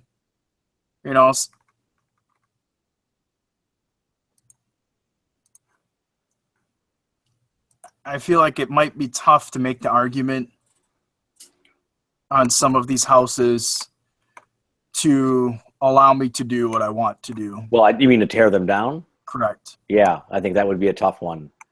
Because I those are love fraud ones. this corner and how it's close to the urban farm and it's close to So Grand Boulevard. yeah, you're definitely in sync. And here's the real reason why I wanted you to start with the unit and why I was trying to get you guys to think small. It wasn't because I have this fetish or fascination for tiny houses, although we did talk about that crazy show that I watch whenever I can't find, Bowling for Dollars or Wheel of Fortune on TV. So I will watch it because it is a train wreck. And everyone loves a train wreck. But it's also because these lots are small. And that's the reason. When you start thinking about these houses, and while they're wonderful and magnificent and highly detailed, and it's really sad that they've all gone, to seed, right? The fact is that these houses are interesting because they're all well proportioned and they have programs and rooms in them that are a lot smaller than most people realize. That's actually why they're good. But some of the programs that they have, like dining rooms, parlors, grand stairways, are the programs that the baby boomers and our parents had in their homes. You're learning that right? That golf courses and parlors and stair halls aren't necessarily what a millennial needs. Mm-hmm.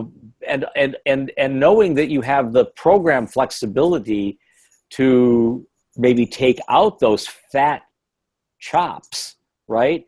You can actually produce a much leaner architecture, a much more programmatically aligned statement about architecture for this user group, but it's also something that's more aligned to the geometry of the site and the restrictions that the setback does to that geometry. This is why I wanted you to think small. Mm-hmm. I mean, laying those units right on the property really helped just put it in perspective. Sure. And that's why I had Mariah look at Jonathan Tate, because you can go even smaller still and create some award-winning, lovely, lovely, lovely product in basically one room widths. Mm-hmm. And that's stunning when you think about it. So it can be done, but thinking realistically about program and about the site is like the next step for you guys. Mm-hmm. Cool? Yeah, cool. So just a quick recap. I'm sorry to eat up some of No, you're right on schedule. Zach's time. Yeah, I mean, like you just said, it's not necessarily about micro housing or small units. It's about studying how to make things fit on these lots. Exactly. And that answers a question I meant to ask. So yeah. I appreciate that. Good. So other than that, I'm good. Cool. I'll be back in about 5 minutes. Who's next? I am. All right. Thanks, Zach. I'll be right there. Thank you, Judd. Thank you. Uh-huh. You went much longer, Judd. You were going to owe me a beer. I think you already owe me one for the one game the Lions won this year. No shit, man. Blind squirrel finds a nut, and I have to buy you a beer because of it. Oh, they got whooped by – not whooped, but I cannot believe they lost to the Bears. I can believe it, but – Yeah, I had a friend of mine try and tell me that. I said, they'll lose. He said, no, it's the Bears. They're 0-3. I said, yeah, it's the Lions, though. Battling to be the worst in the division. Somebody's got to be, and they seem to like to. Yeah, making bad teams look good since 1958. I heard a stat on the radio. I don't know, just before week 1, they said they have better chances of going 4-12 than they do of making the playoffs. Oh, yeah. It's starting to look true. Yeah, I think I'm going to trade my wife and be like, oh, I'm going to start watching U of M football games versus Lions games because she doesn't give me the time to watch multiple football games in a weekend. I was gonna say, why don't you just do the first one? Like, why bother with the one? Yeah, I'm about there. After that crazy I formation and that one-handed interception on Saturday, that was just wild. That was wild. It was a good catch, that's for sure. I'm just happy Notre Dame won and that Indiana beat MSU. I agree. Yeah, what happened to MSU this year? Jeez. Minus the Notre Dame comment. I wish MSU and Notre Dame would lose every single game for the rest of their existence. I'm not even kidding. That's kind of harsh. Rivalry, baby. And OSU. But I think we can agree on that one. Since I'm a Notre Dame fan, I can't agree on that one. No, on the OSU and MSU thing. Oh, yeah. In our office, we have several U of M alum and a few Michigan State and one Notre Dame. And the guy that went to Notre Dame, he went to Ohio State and then transferred to Notre Dame. What a loser. So he gets a lot of shit. I think our owner graduated from OSU, and then we have maybe one State fan, and the rest are pretty much all Michigan fans. There's 3 of us that are Notre Dame fans out of like 24 or 25. That's a lot of Irish fans. Yeah, Michigan. I was pleasantly surprised by the number of backers that we have. I have a few allies. Okay, Zach. All right.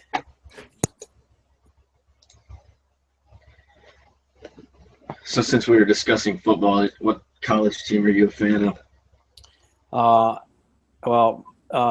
I'm sure Mateo is going to crap his pants when he hears this, but I like SEC football. I don't really like Big Ten football, I like SEC too.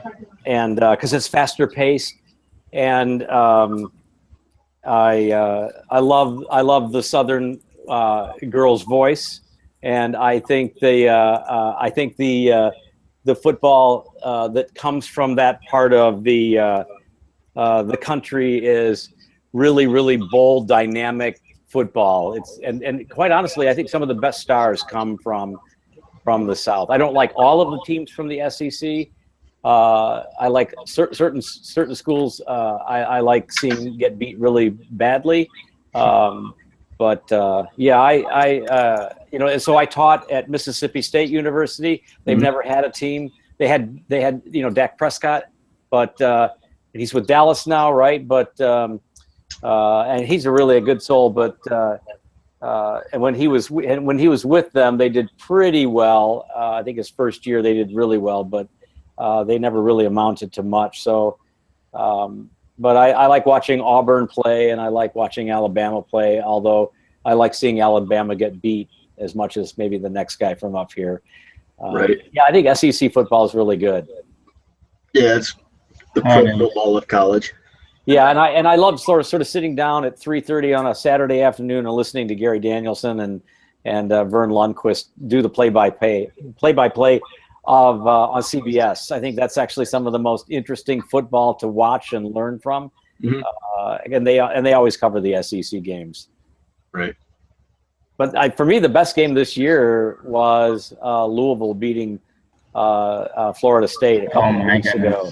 That was incredible. That was just I stand when I watch Ryder Cup golf because it's just I can't sit down because it's just so exciting. I mean, I'm standing, I'm pacing, and fist pumping, and I was doing that by the third quarter in the Florida State game because I really don't fancy Florida State, but yeah, that's a lot of fun. How about you?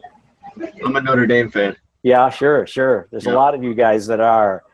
Not as many as I'd hoped for. Yeah, you guys you're not very popular, and of course your coach came from my school, which was Cincinnati. So Brian Kelly came from Cincinnati, but I think Brian Kelly also came from He was at Grand Central Valley. Michigan. Yeah, he was at Grand Valley, and Grand Valley. did he go to? He went somewhere between Grand Valley and Cincinnati, I thought. He might have done Bowling Green. Who knows? You know what I I mean? can't remember where it was. It was a quick jump from. They move around a lot. Yeah, for sure. Have you ever watched a game at Notre Dame? I have not. We went to one a couple of years ago when they played Utah. I bet that was fun. Yeah, it's a beautiful campus down there too. Yeah, it is. It's fun just to walk around it or drive around it. Look at all the old buildings. So who does State play this weekend? BYU, aka Big L. And who does Michigan play?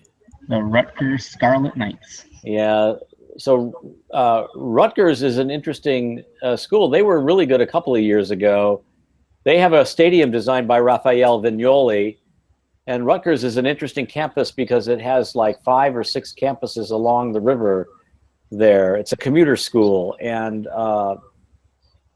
so I guess, from that perspective, they're rather like Lawrence Tech. But, I don't think they're doing very well this year. So Now they're bad. I think they lost like 58-0 to Ohio State. yeah, well, that's So kind of, predictable, right? right. Maybe 2 years ago, that might have been a closer game. Mm-hmm. Cool. All right. Let's see.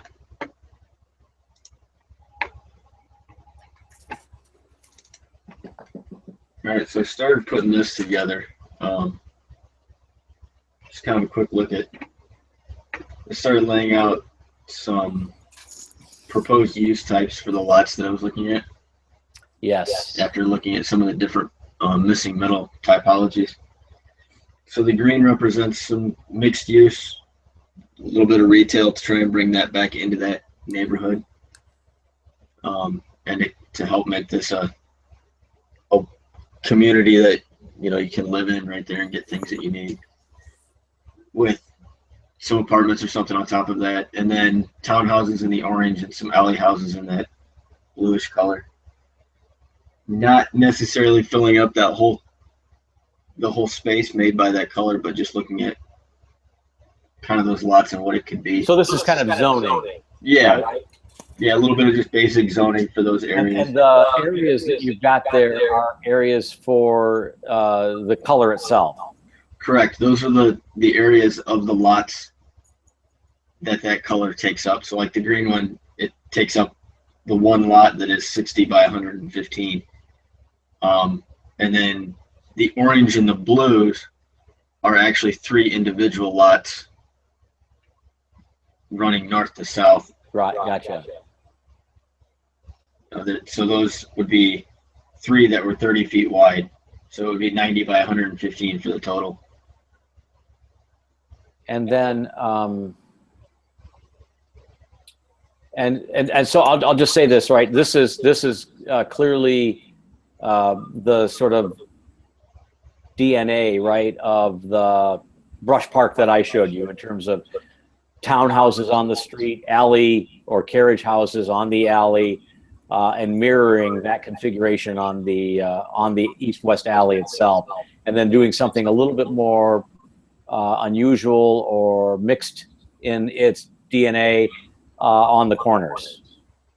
Right. Yeah. Just trying to pull in so the retail would be facing the Brush Street side. Yep. And then having the just a little bit more relaxed area on the sides on Smith and Bethune. And then what's your Zach? What's your plan for the existing building? To renovate it, try and keep it as much as possible. But look into it. I need to look into it more and see how possible that is. Kind of, is it, is it something that's feasible and smart economically, or to take it out, just kind of make way for it. So I'm not sure how I mean, if I were in a bad mood and I was on a review and I heard you say it, I would probably take your head off, right? So I would be very careful about how you tee that up and make sure that you're careful about the way you've assessed it and you make the case for its sort of removal, because it is kind of a one-of-a-kind building insofar as it's the only apartment building in that part of the neighborhood, and it fronts the a sort of a cultural social icon, which is Dolores Bennett Park. So it's a highly visible property, and its elimination would maybe ruffle some feathers. Okay, I'm sorry, I misunderstood the building that you were talking about there. The one that isn't, that one would stay. Right in the opening between the 2 greens. Yeah, that's the one I was referring to. Yeah, that one would stay. Just because that's the privately owned property. So I'm looking at the properties that are owned just by the Detroit Land Bank, or this, I think there's another one, it was like City Land Bank. Kind of wedges between and around all of the currently privately owned and maintained properties. So did you follow what Zach and I were talking about, and maybe even earlier Mariah, in that conversation? Yeah, I was listening along to both of them. Good. So I guess what I'd say about your sort of exercise, so this is a good start. I'm interested in the areas, and I'm interested in the constitution of where there's alley houses, where there's townhouses, and where there's mixed use buildings. I think this is obviously a sensible start. This is the way I would have approached it. But I think you need to do more plates with more line work, right? Unless you have those already queued up. I don't know. Okay, so then I would say that you need to go through that step and start saying, okay, with respect to the townhouses, what's the front, where do they sit on Bethune? Where do they sit on Smith Street? Right? And then the conversation that I had with both of your colleagues earlier tonight, you know, there was kind of this approach to maybe respecting the ordinance and creating a front yard setback line that traces across all of the homes on Bethune and all of the 3 homes right on Smith Street, and then that reduces to 5175 in both orange blocks, right, to something smaller, and then the thing with that is that it gives you less area, but more importantly, it gives you less depth. So how in 125 feet can you do? How can you do all of that? For instance, a townhome usually has cars parked in the back of it.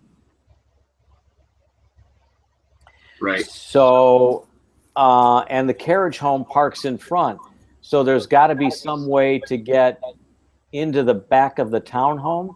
So that reduces the carriage house. Do you follow what I'm saying? Yep. So doing that line work to show you what's left over may frustrate you. I want you to go through that process. Okay.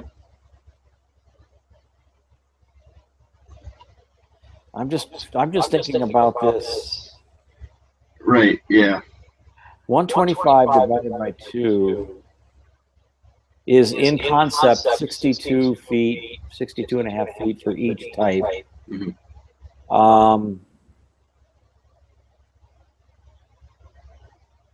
I would need a 20-foot drive behind the townhome. So I'm assuming the townhome has the garage in back. It's kind of some different things that I've been throwing around too, you know, or even maybe it's a garage within the scope of the townhouses. Well, that's what I'm saying, but like the garage would be in the rear, not in the front, because I think that's a fundamental thing. But I'm listening to you. But the idea that it isn't necessarily like an attached garage that leads directly to the unit, but more of a parking area. Sure. So maybe on the west line, you come in and you park, and you're under another unit. But even when you look at it from the street side, that basically that parking garage area kind of has a false facade and looks like a continuous townhouse. Right. I'm just kind of trying to work through some different things, and maybe that isn't necessarily the standard approach to it in each manner. I have another thought too. Maybe the alley services the carriage houses so that you park your vehicle in the carriage house and the front door is right next door, just like I showed you the other night. But maybe the carriage houses don't sit on 5175. Maybe they sit on something narrower, Right. smaller. And maybe what you do is you come in off the alley and drive, let's say for the townhomes on Smith, you drive north down a lane and then turn down another east-west 20-foot wide lane in order to park in the townhomes.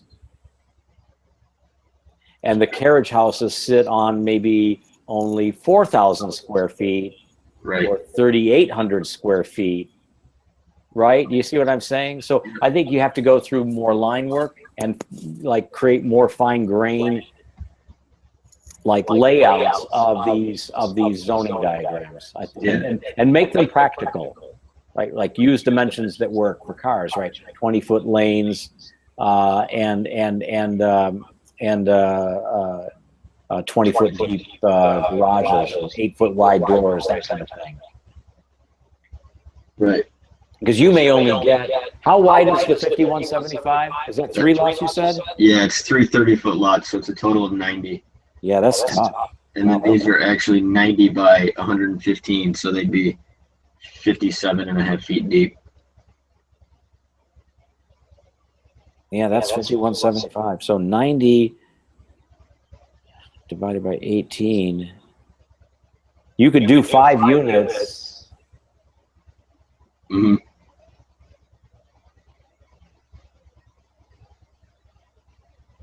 They're 18 feet wide. That means that in 18 feet, you have, you back out 2 feet for the wall thicknesses on each side. That's 16 feet. You minus 3 feet for the stairs, minus 3 feet for corridors. Those are 10-foot rooms. So you may only want to do 4 townhouses, right? 90 divided by 4. That gives you a little bit wider unit at around 22.5.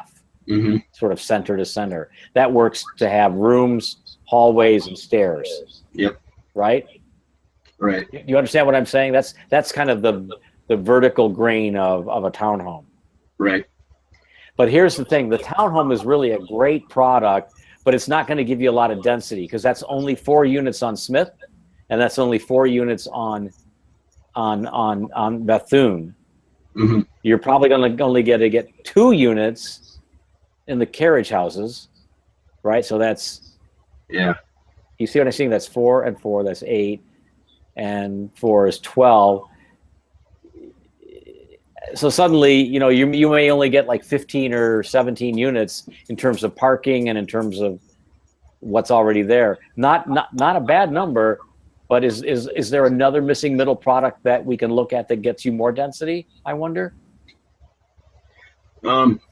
Yeah, I mean, I could probably go to more of a apartment style, you know, or maybe even blending 2 different styles together so that maybe you still have townhouses, but it's a 2-story, and then on top of that, just a single story, just a little apartment, or, you know, similar to the townhouse, but just 1 story. So, hey, you know what? So that's interesting too. You know, the existing building that's there, there's like a lawn area in back off of that alley. Right. Maybe that is your drive aisle, not only to park cars for that building, but to service the townhomes on Smith Street. Right. And maybe that's also where you enter the 6,000 square foot parcel to service townhomes or an apartment building on the south parcel. That's another approach, introducing more typologies and simplifying the agenda, and not making it just a mirror one over the other, but maybe introducing 2 or 3 different types. Right. Yeah, I think a variety of types, and that's kind of the way I've looked at this the whole time, is that a variety of types is something that would help draw more attention to the area, possibly, because it's, you know, it's not just one type of house or one type of unit that's going to focus on just one type of user. But so maybe the south lot is really all green. Okay.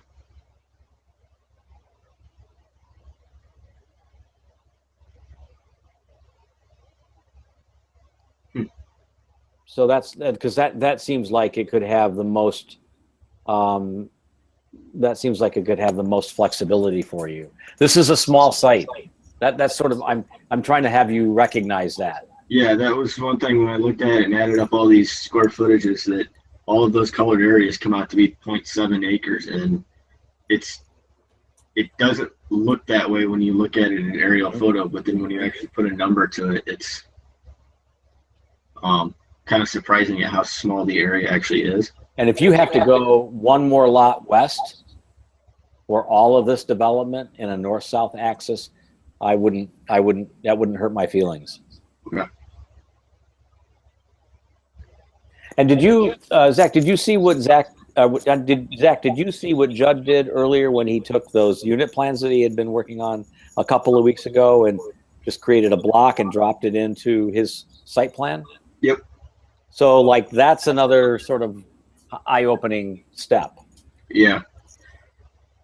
Yeah, I think that's going to help me is to block out an actual square footage of a unit,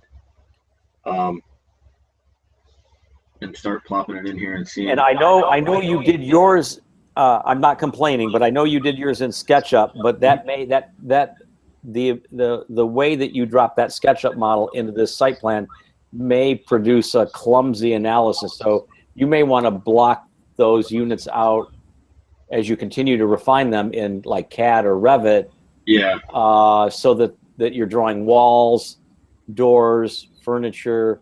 You know what I'm saying? That you're actually getting into the finer grain of the units themselves, so that when you make that step and you translate it to the site plan, you're not looking at just general blocks. You're starting to get really close and in some level of detail. So that may be the step you need to take as well. Yeah, I agree. I think CAD is being able to actually have a. Are you comfortable? Are you more comfortable in CAD or in Revit, Zach? I'm a CAD guy. Okay. That's what I've always really used, and that's what we use in the office. So sure. A lot more fluent and speedier with that than with Revit. Right. What office are you with again? Concept Design. Yeah. Gotcha. And have you been using Revit for anything else? Did you use it in other studios here? I've never really used it in a studio. Did a couple little things with it in a class for some group projects and things that we were doing. I've always used SketchUp because it's SketchUp and CAD. Aside from Comp Design, a lot of the things that we did were more diagrammatic and graphical, and Sure. didn't really need that CAD rigidity to it. Mm-hmm. And then just start putting things into CAD. Once it got into Comp Design, it needed a little bit more specificity. Mm-hmm. Mm-hmm. Okay, so I'm just sort of trying to recall the things that we talked about with, your colleagues earlier tonight, and I guess as a way of re-emphasizing it and reinforcing it, I would maybe go through those steps for you. I would suggest that for you, to move from these very general, these good assumptions, but they are very general assumptions, and get into that finer grain quickly.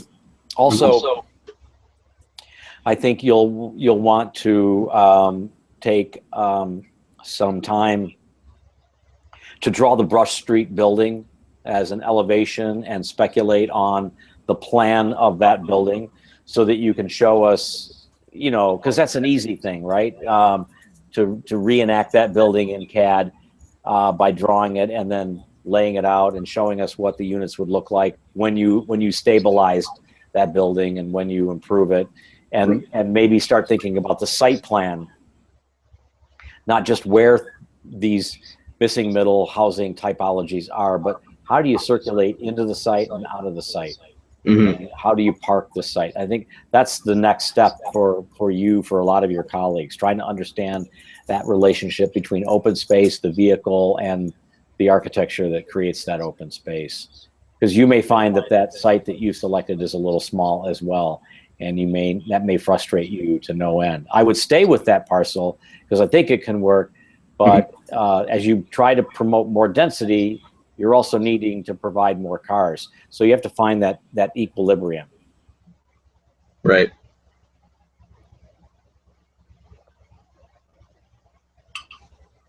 Cool. And then as we talked about modularity and pre-engineered stuff. Yep. I was looking a lot at that kind of this week and looking at different types of pre-engineered structures, different modular units. Just trying to get an idea of how that is, because I think that's a route that I want to go. Do you have anything to share or tell me about it in any more detail? I've got a couple sites that I was looking at. Let's see if I've got the one open.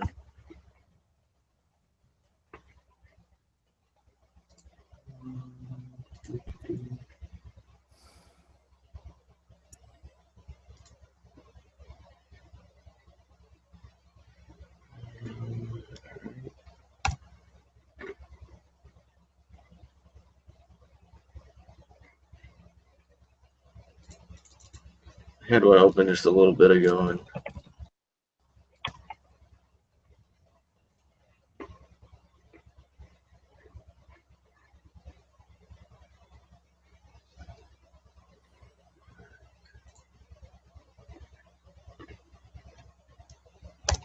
trying to find.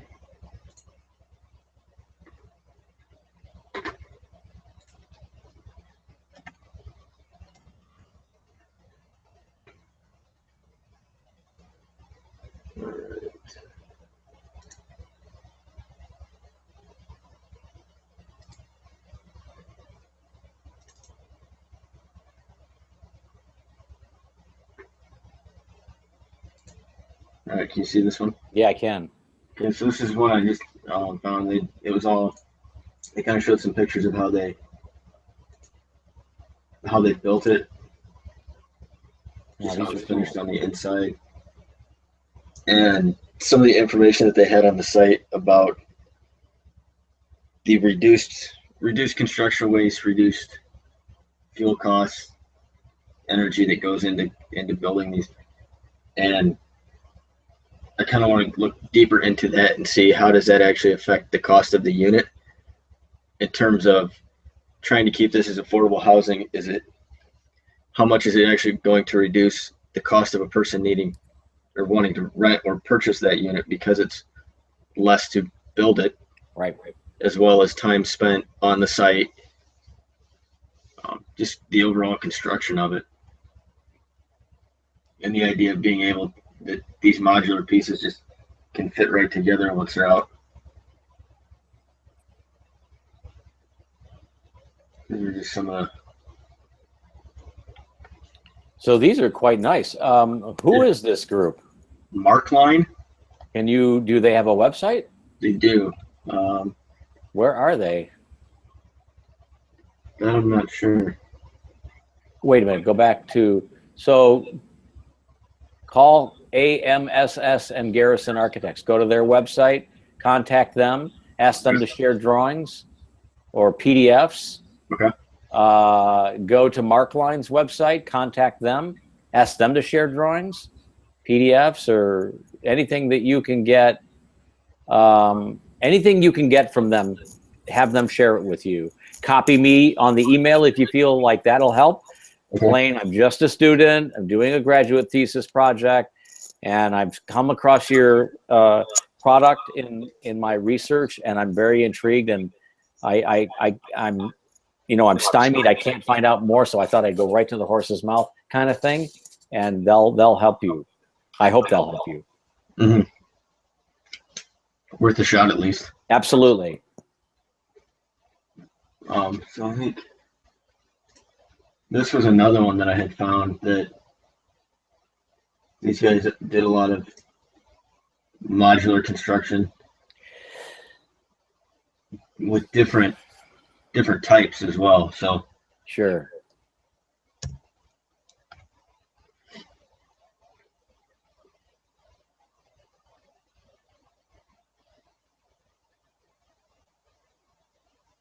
I think it can be more than just a modular panelized system, and a lot better quality than just a cheaply built modular home. Mm-hmm. Well, the stuff that you just showed me from Markline is really interesting. I would encourage you to try to dig into that. Yeah, I thought these ones were really neat. They're very handsome. So then they're really simple, right? There's like an infrastructural element on the left, which is the stairway. Mm-hmm. And then there's the 3 trailers that stack on one another, and they're all individual units, probably living room and kitchen and bathroom. And then the smaller component on the right just off to the right in this picture is probably the sleeping cell. Yeah. Actually, that might be that, or it's the backside of. Of units facing the other street. Yeah. Because it might be that entry door that you can see in this image. Yeah. It's hard to know, Uh-huh. but it would help if they shared those drawings. And then I just really, I'm really intrigued with this whole idea of climate-controlled factory environments to make sure the materials are stable in terms of humidity, in terms of like production and like zero tolerance execution. Mhm. Look, they're sitting on beams, right? So there's obviously some notion that these come on the back of a truck, right? And that's how you deliver them to the job site. So all of this is kind of right in that wheelhouse that we were talking about the other night. Mm-hmm. But not just the standard. Yeah, I mean, I don't know that. I think people would rather. I don't know what people would rather do. I mean, and I'm not saying don't do a shipping container because we did one, but it doesn't have to be that. But it can have that proportion. Right. Just the general concept behind doing it is. There's more people that are doing this though, so I would have you try to dig deeper. Yep. Very cool. For sure. Okay, well, I hope your team wins this weekend, Zach. Who do they play? I think NC State. Hmm. NC State and then Stanford. Yikes, that'll be a good game. Especially if they can get some defense. That'll be a good game. Is that out west or is that here? I think they're at Stanford. That'll be a late game then. I won't watch that. Yeah. I'd have to look. I don't recall. All right. Is there anything else we want to go over? I don't think so. I think that gives me a lot of direction of where to go. Cool. All right. Talk soon. Thanks, Thank Zach. you. I'm around this weekend if you need to share anything. Okay. Sounds good. Thank you. Thomas, you're up. How are you doing tonight? I'm good, thank you. I'm good. This kind of went into a little bit of a change throughout the last couple days.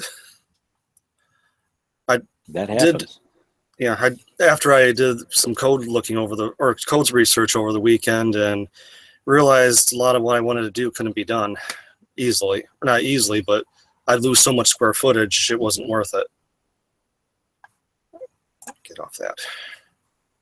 But I'll show you, get up where I'm at now.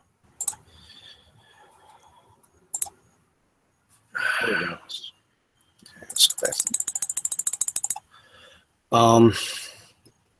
Just going to zoom in on this one. After looking through the code, I realized to do what I'm trying to do, I'm going to have to expand the site and use this parking. Mm-hmm. Come into some kind of agreement with him, either buy and lease back to him, Mm-hmm. buy it from him and allow him to use it if he needs to. Because with this infill housing I'm planning, I can't provide enough parking. So I'm gonna have to ask for a variance from the distance from the parking lot to the farthest unit. They allow me 100 feet. I'm at 425, I believe. Right. So there's a couple of things here that, I know you're on John R. and that's a kind of a crappy road at this point because there's so much parking, but Right. You're kind of like that John R. and Smith corner is definitely probably going to be a parking lot for you, and it's probably going to be a parking lot for the next developer if it ain't you. But I want you to appreciate that the corner is never a good choice for parking. Right. If this wasn't already fenced off and made into a parking lot, I'd probably take just part of it and then let the rest of it become some type of development. Fine. But I just need parking on both corners, to know that I think it's just not responsible urbanism to do that, but the fact that it's still a parking lot and it was a parking lot, that toothpaste has already been squirted out of the tube, so to speak. and and everybody's used to seeing it there. It's nothing. Yep, I It's know not that. a new But I'm introduction. obliged, right, to tell you that. Yeah. The other Parking thing is, have parking you? is nice to be hid behind something. Yes, but never on the corner because we want the Oh. corner to be like the best buildings, right? Especially since John R is a major thoroughfare going Yep. into the city. Yep. So parking is creating some issue, right? You need to provide it, but you also Yes. want to provide density. Are you able to provide maybe little pockets of parking along the alley? Yes, I have carriage houses behind the infill, and But I those haven't are looked. self-parked, right? The presence of carriage houses doesn't allow for parking on the alley Right, or other people. That's what I'm saying. right. If there's visitors or somebody to the development, they would probably at this point. I haven't looked into it that much, but They at would this park on point, the they would street. have to park on the Smith Street. Yeah, they definitely would park on the street. I probably would actually want visitors to park on Smith Street, not back in the more private area Right. of the No, alleyway. visitors would park on the street. Yeah. Even visitors to the carriage houses, because I think one opportunity for you is to find a way to create an experience for visitors on Smith to get back to the neighborhood of carriage houses. And with my revised layout, I actually have greenways to get from Smith back into the Cool. development now. Well, let's go through what you got. This is just what I showed you last week, the Yep. carriage house. Thanks. This pretty much, it was tweaked, but it stayed somewhat the same. The idea from the house itself stayed pretty much stayed the same, but after I did my zoning walkthrough, I found out when I provide the side entrance, I need to provide a 20-foot yard setback for the side. I went, I can't do 20 foot. That's so much real estate lost. Yeah. So I went through, redesigned it. Let me go through the rest of this before I go to that. I found multifamily housing. They want 70-foot wide lots with 7,000 square feet, Mm-hmm. which is huge. But there's an exception to go down to 60 feet if you can provide 6,000 square feet of lot, Mm-hmm. which I can provide without a problem. I have 60 foot. If I add two lots together, it's 60 foot wide. Right. I'm more than 100 feet deep, so I easily satisfy the 6,000. Right. I wanted to maintain the front yard of 20 feet and the backyard of 30 feet. The less that I felt, the less that I have to go to zoning for to ask for variance or consideration, the easier it would be to get this through their department. So I agree with everything you're saying. That's exactly the way I would look at it. And perhaps you heard me talking earlier tonight about a PUD, maybe with Mariah, or maybe in the other evening, which is kind of an agreement between a developer and their architect with not between the developer and their architect, but an architect creates a development plan for a developer that the developer enters into an agreement with the city for. And it's basically a spot zoning scenario that allows for a developer to provide basically a development with much more density, with maybe relaxations on building height or density or open space or minimum lot size, minimum lot widths, because you're able to provide more density, which cities want because that increases the tax revenue, right? Right. Yep. And you're providing some more stability and momentum in a neighborhood where, like here, there's not much. Right. And But I definitely appreciate that you're trying to abide the ordinance.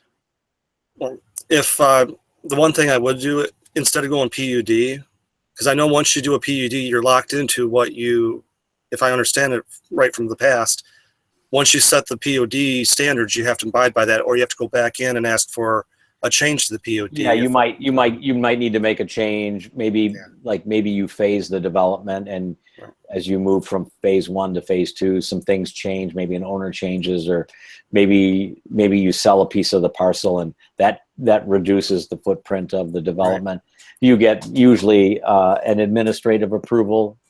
Sometimes you have to go back in. I did a development at Main Street and 11 Mile in Royal Oak.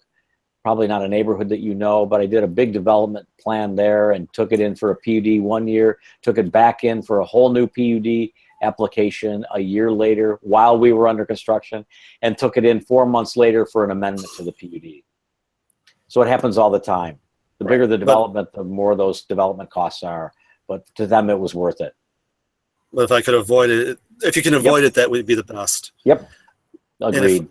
With this being an R3, the FAR is only at 0.7, Right. which is really tight. Yep. But if they would allow me a zoning change to R5, that would increase that to a 1.5, Right. which would allow the missing middle housing to happen a whole lot easier. That's right. And then And that becomes not maybe really the way the- you approach it. The assumed zoning is R3, but here's the scenario that plays out when you increase it to R5, which aligns with Right. a transit-oriented development, which is, we could speculate what the city wants to do in this neighborhood, which is why the city's buying up all of these lots in the first place. Right. And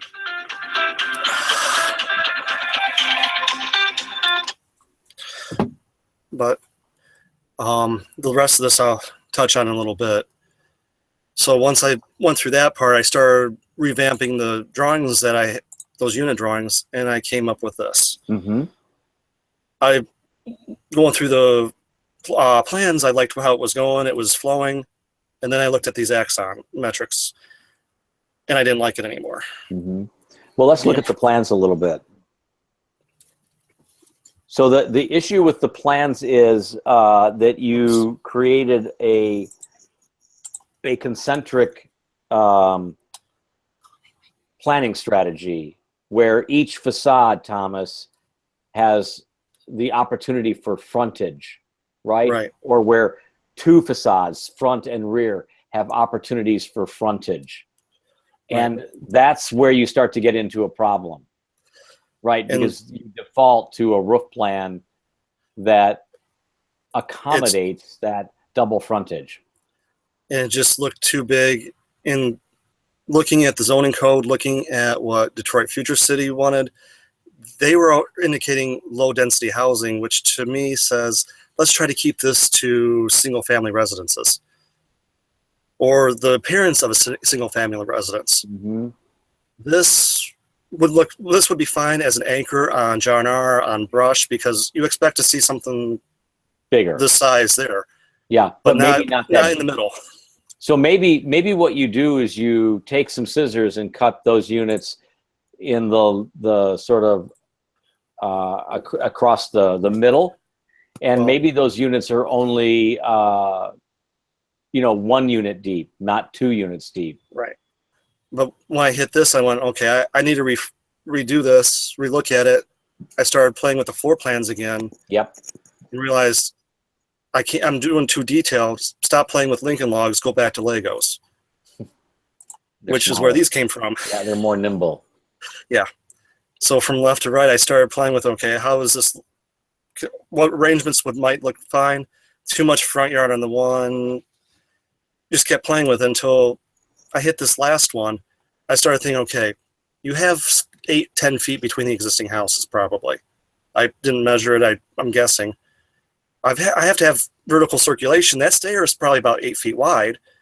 That would separate the units and give the appearance of single family housing until you get right up on top of it. Just like you mentioned with the fifth floor. Is that housing the yellow blocks then, Thomas? I'm sorry. The yellow is the carriage houses. Gotcha. The now. blue is single bedroom. Red is 2 bedroom, and the green is my vertical circulation. Gotcha. I'm sorry, I should have mentioned that. Thank you. As I was going through, I hit this one. I went, no, I didn't even bother with the second floor with this third one. The fourth one, I started liking. Going by, you can't see this connection until you're on top of it. Similar to what you mentioned about the 5th floor on Monday. Yep. Where it's You have the set 5th back. floor up that you don't see it. Mm-hmm. So I started going after this one, or developing it. Byproduct of that was the units became identical. The only thing that really changed was where the door location was. So this is the typical unit for first floor, second floor, the same with the 2 bedroom. The carriage house didn't change too much except for I had to change how you accessed it. Mm-hmm. which then brought me to this first floor plan. So Okay, can you zoom in on one of those? Can you zoom in on that a little bit? Thank you. I can go back to the other one for the dimensions, but so you have the street view here. The facades step back so that way they're not all the same. I can change these facades because they're not connected. Yep. Each one has its independent roof. You have this little connection with the stairway to get up to the second floor and attic. You have this green space between them to get to this Right. yard The carriage now, which houses. it's not only carriage houses, but there's this nice yard that it's not big, but you have a But private area where you everything's can small go. and stuff, and that's really the advantage of it. Yes. That's why I didn't put the second unit back here to give them more green space. If they need to do something, play ball or something, Bennett Park's right down the road. Hmm. This just seemed like, to me, it flowed a little better. I can alter where these front facades of the middle units are by simply changing, like on the left one, I've got from 1 to 2. I have 2 to 1 on the right, and that changed where this 2-bedroom unit was in the middle. I see that.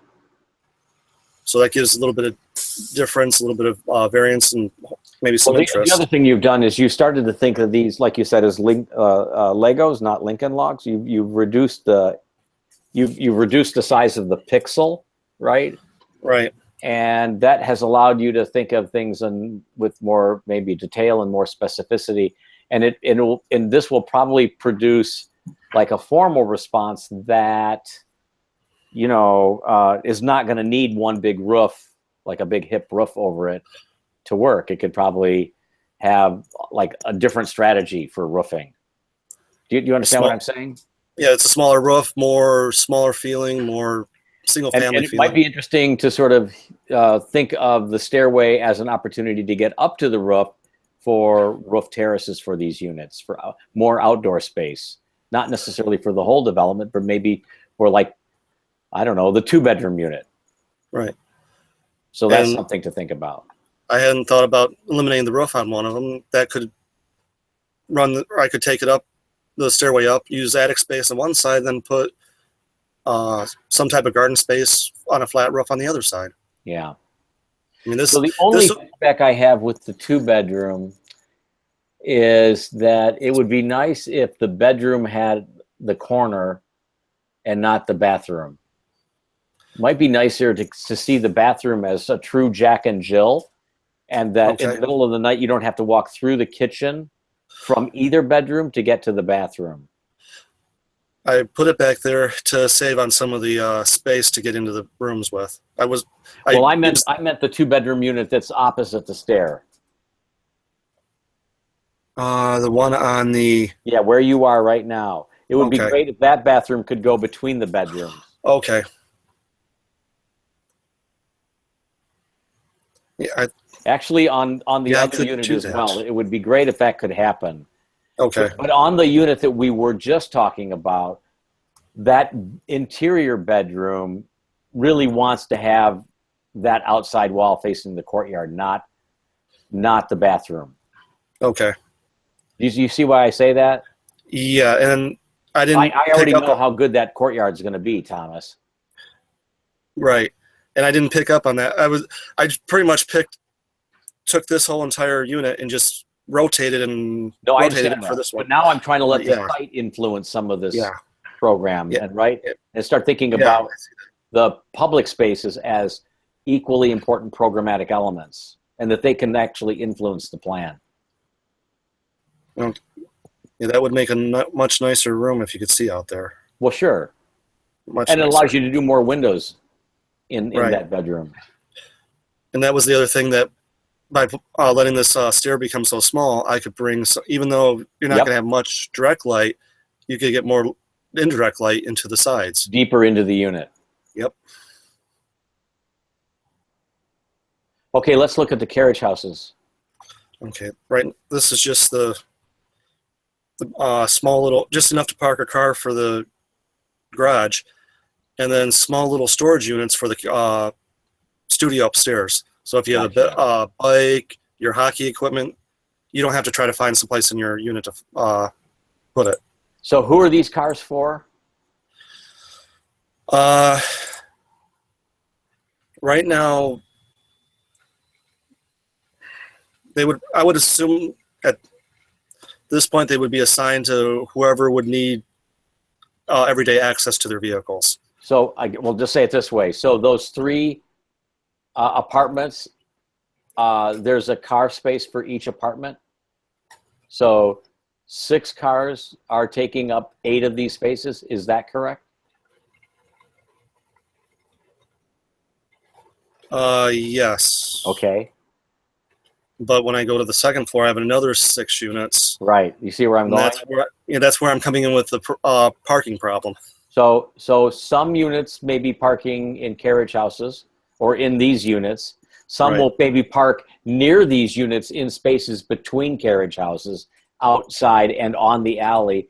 And then some others still may need to walk. Right. The ones that they take the M1 line every day and they want their car only for weekends. They may say, well, I don't need it here. Exactly. I'll park it down in the secured parking lot just down the block. Exactly. But having that strategy kind of worked out in your narrative is important. Okay. This All is right. the first Let's floor. go upstairs. This is upstairs. Whoops. Slow down. Can we go to the carriage houses? Sure.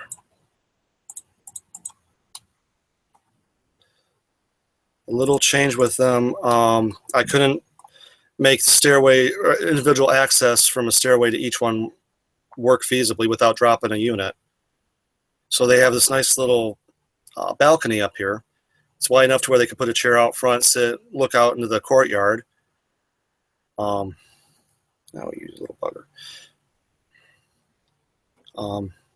When you walk in, you have I'm showing a sofa bed. Right. Nice little, Yep. These are nice. and then a small little bathroom. Mm-hmm. This a little bit more windows here on the end Mm-hmm. without having to do the dormers. Mm-hmm. The end units also have an opportunity for a couple extra windows in it. Thomas, I think you might need to bridge over the outdoor ground floor. Yep. Right here. So you have 2 means of egress from. That part I haven't looked too much into, but I was Well, zoom out and I'll Scratching show you my- what I'm saying. I wasn't looking too much. That was in the back of my head going, you better be looking at this. Well, 2 I mean, means it's of real egress simple, from here. right? I mean, you have the 2 stairs serving each of these, like A and B, right? But if you have bridge across a bridge there, then you don't need 2 more stairs in order to satisfy the 2 means of egress from Right. the second level. So that's how I would do that. And I look at that as an opportunity, not a challenge, right? Because that creates kind of a threshold just before you get to the alley itself. Right. A little archway or Yep, bingo.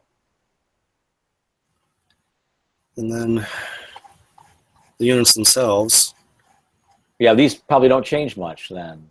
not much, except for there was a 2-bedroom on the first floor. I switched to a 1-bedroom here, which gave me an opportunity to put a little patio out here. Yeah, that's nice. And I forgot to put the door in there. Yeah, you need a door from the living room, I think. do Similar that. Similar to Yeah. the other 2. Yeah, so you I was maybe going- don't have as many like couches Right. in order It to would- accommodate that.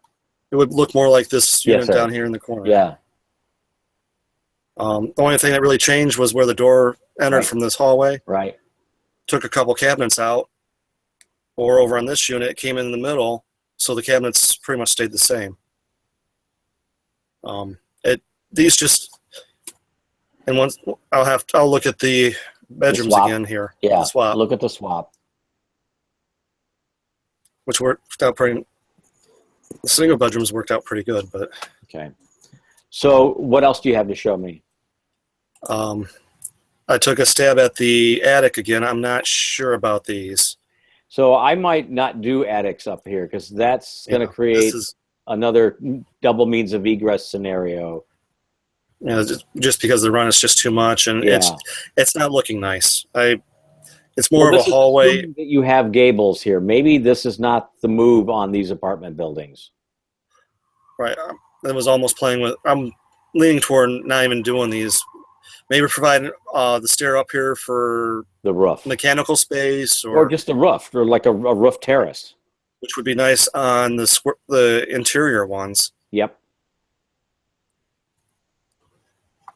And then I don't know why this dark line happened here. I have a shed dormer coming out. We'll see that in the next one in order to make that hallway happen. Which you can see it on the right axonometric. You have the stairs coming up. I have more of a shed dormer coming out to protect this Gotcha. balcony. That's nice. But maybe maybe you can do it with a fold and not a. Maybe you can keep the same roof, but then where you have the balcony, you just fold the roof. You extend the roof out, so it has a crease in it, not just one constant. So that might be worth looking at. Okay. But you know what? I do like the gables the way you've looked at them. So I don't want to throw that out. But maybe the roof is just. Maybe you do 2-story spaces in some of these upstairs units so that they have nice. more premium value. Right. Not try to do another group of rooms up there. If I take the two-story spaces. Yeah. If I take these dormers out, now I can vary the roof itself too. I can put some hips on here just to give a different looks to them. Right. And then even this one little unit here, I could put a patio here, either roof here or another balcony here. Similar to that one house they tore down. I'm trying to think of. So did you see the Missing Middle winner competition to the one that we came in second for? No, I haven't looked at that one Take yet. a look at that one, because that one uses this like architectural language pretty, I think, convincingly, and you would be inspired by it. You would say, "Oh yeah, I can definitely look at that." In just some quick sections, Yep. I don't have any of the bases put in here. That's all right. You have a lot drawn, but I'm more convinced now that the second floor is maybe the third floor is maybe the attic is like attic and like 2-story spaces to bring light into to increase the quality of some of these rooms. And once I got these done, looking at how these dormers actually ended up and how small they were, I was not convinced that they should be there. Yeah. Now, Can you zoom in on that axonometric though? Right or left? The left one. We're going to go to the right one in a minute. But I want to see the dormers. So zoom in. On the elevation, lower left. Yeah.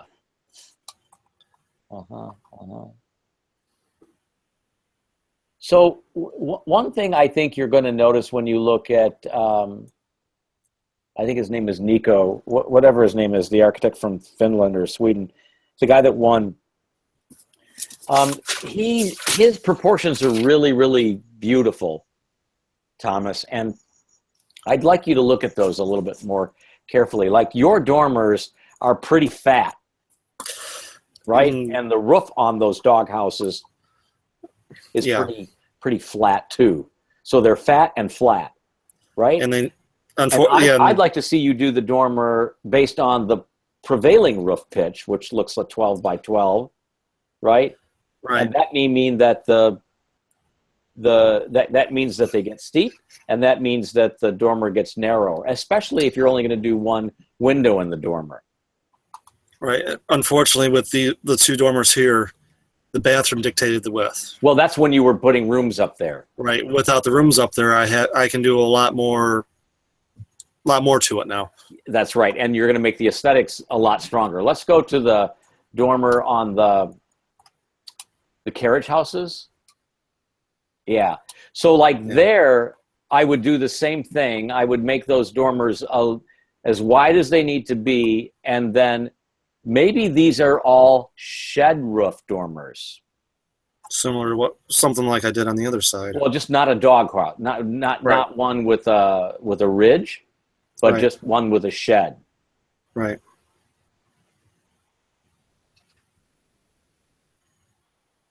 Have you ever looked at the work of like Albert Kahn or CFA Voice?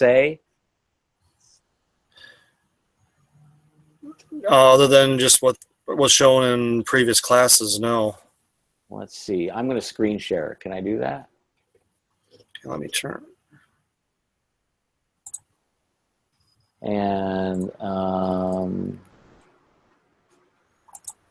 do you know? So you know Voice's work? No, I don't. Thank you. Oh, his work is really beautiful. I'm. Can you see it now? Yes. Okay, so where do I want to take you?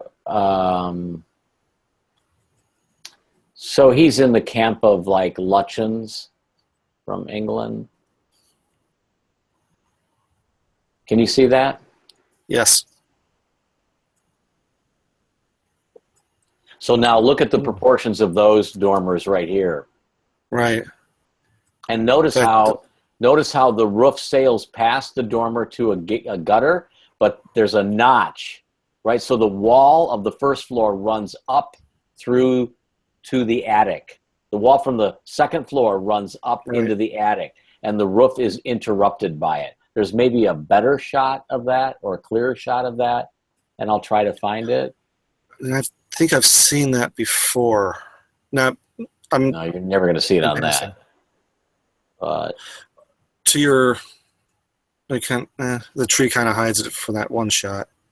yeah, I don't know if there's more pictures, but this is, yeah, here's another one. This is probably this is a bigger one. So again, look how the second floor wind wall runs up, and the gutter line is interrupted here. That line is interrupted, allowing that to come through. So that's another strategy. But also, like, look at this. This is really, really, this is bodacious, right? To do a dormer over a dormer.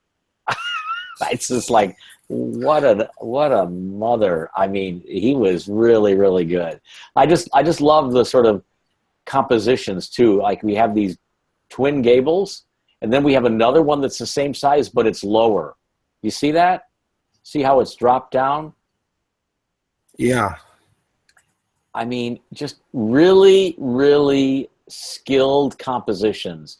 Notice how you have the big dormers, and then you have like a little tiny one right there. See that? And then he picks up that on the other, toward the, right where your pointer's at. Yeah, I'm seeing if that picture comes in clear. No. Yeah, he's a son of a gun. I don't know if there's another one that I can show you.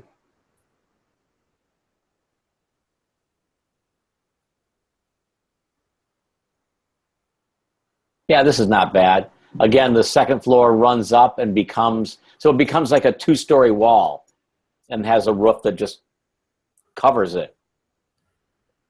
Or in the case of like this dormer right here, Thomas, that wall comes up, has a flat roof on it, and then the roof itself wraps around it like it's hugging the dormer. And then he actually extends it out away from the wall, looks like about 2 or 3 feet. He does, and then he has these metal brackets. You see those? Yeah, that looks nice. Oh, yeah. His work is just off the hook. That's one thing with this project, I haven't even looked at the outside. Anyways. That's the next step. Yeah. So what else do you want to show me? I think is that the last slide? That was the last slide, so. So you, if I can characterize this, have taken the unit plans and you made them like initially these pure things during that first assignment, and then you kind of went back to them and tried to improve them, and then you looked at the site, right, and started to say, oh, wow, the site's really wreaking havoc. I've really got to start like blending the ideal with the sort of situational, right? That's exactly where you need to be. And then I looked at the neighborhood and said, okay, the neighborhood wants to be single. It doesn't want to be townhouses through there. It wants to be these little single family with homes, but I want to provide more there. How do I do it? How do you do it practically in terms of cars? How do you do it contextually in terms of scale and the sort of the struggle to make something incremental and modular, if you will, not modular like in pre-manufactured homes, but like small and incremental, not big, like typical two-story residential responses that, you know, sort of litter that whole neighborhood. So I really like where you're going. What I think you need to do to move your work even more forward is to think of the site plan, how cars work, how cars park, how they come in and out of the alley, and pedestrians, how they get from Smith down to or Horton, whatever that's. What street are you on, Smith? Between Smith and I'm Southside Smith, between John R. and Brush. Yeah. So how do you get from the street into the carriage? What is that landscape like? Think of the negative space as a program element and give it the same level of like detail and experience that you've done, I think, pretty skillfully, Thomas, in the units themselves. Start thinking of the whole thing. You may find that you need to come up with smaller footprints or occasionally smaller footprints. You may need to snap off some pieces in order to get back into the site, or you may need to go taller in order, you know, to respond to corners. You may need to lay out a parking lot in order to show us exactly what kind of deal we're talking about in terms of like how many cars and how many units. Parking drives everything, but there's certain assumptions, right? You can reduce the number of parking spaces that are based on the requirement because you're near the M1 rail. Right? You can also suggest that maybe some of the smallest units won't have cars because they're going to do the M1 rail or they're going to rent cars. So the idea that you don't necessarily need to provide spaces for all units. But I think the goal is to provide as many spaces as you have units, to provide as many car spaces as you're sort of designing units for. That, trying to find that sort of equilibrium. You show me what you can get, what you can achieve, and then we'll start to talk about what we can relax on. Okay. And then also look at the winner in that competition. Type in AIA Michigan missing middle housing winners, and you're going to see their drawings. You're going to see ours. Ours were the runner-up, and then you're going to see the first place winner, and they're really quite lovely. But when I look at your work, I'm thinking, oh, you need to see that work. Cool? Cool. Keep going. Any questions? Not too much related to the project, but I've been derelict with magazines or just keeping up with current trends. If you would suggest, or if you had a source that you would look at if you only had one source, what would you recommend? Every morning. This is a nerd alert, right? Nerd alert. Every morning I look at about 20 websites. Okay. And they are, let me just read them to you.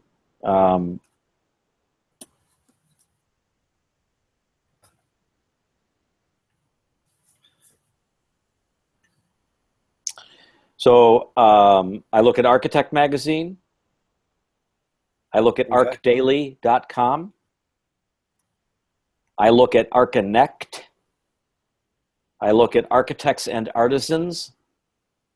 I look at Architectural Record, Architects Paper, Architizer, Architecture Lab, Art Forum, Building Blog, Cool Hunter, Curb Detroit, Design Observer, Dezeen, Domus, Dwell. I look at Metropolis, World Architecture News, Urbanophile. I look at the Architect's Journal out of London. I look at those every day just to see what's happening and then I bookmark things that I know I want to read, like on my lunch hour when I have maybe 8 minutes, or like Sunday morning, Saturday morning when it's quieter and I've got my second cup of espresso and I can like get into something, right, and really sort of chew on it. There's probably lots more, but those are the ones that I had handy right now, and those are the ones I look to.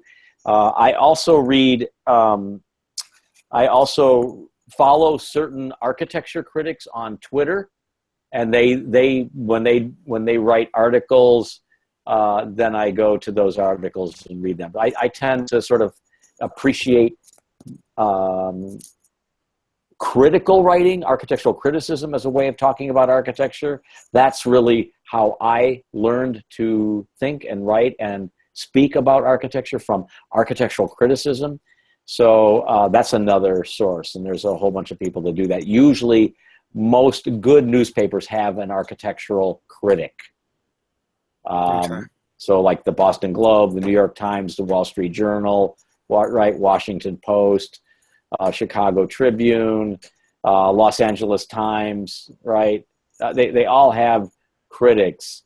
Even the Detroit News has John Gallagher, or the Detroit Free Press has John Gallagher. He doesn't really talk about architecture as much as I'd like him to. He talks more like about current business development or real estate development sort of news. So he's kind of reporting. He's not necessarily giving criticism about it, but he's what we got. Good question. Yeah, that's something I neglected to do for so many years, and I think I'm paying the price for it. It's a different landscape today than it was even, like let's say 10 years ago.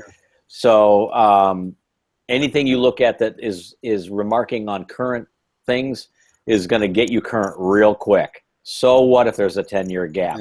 Because nothing that's happening today was filling the gap from 10 years ago. The great thing about our profession is that it's completely out of control, and I love that. And anything's going on right now, and so yeah, just plug in.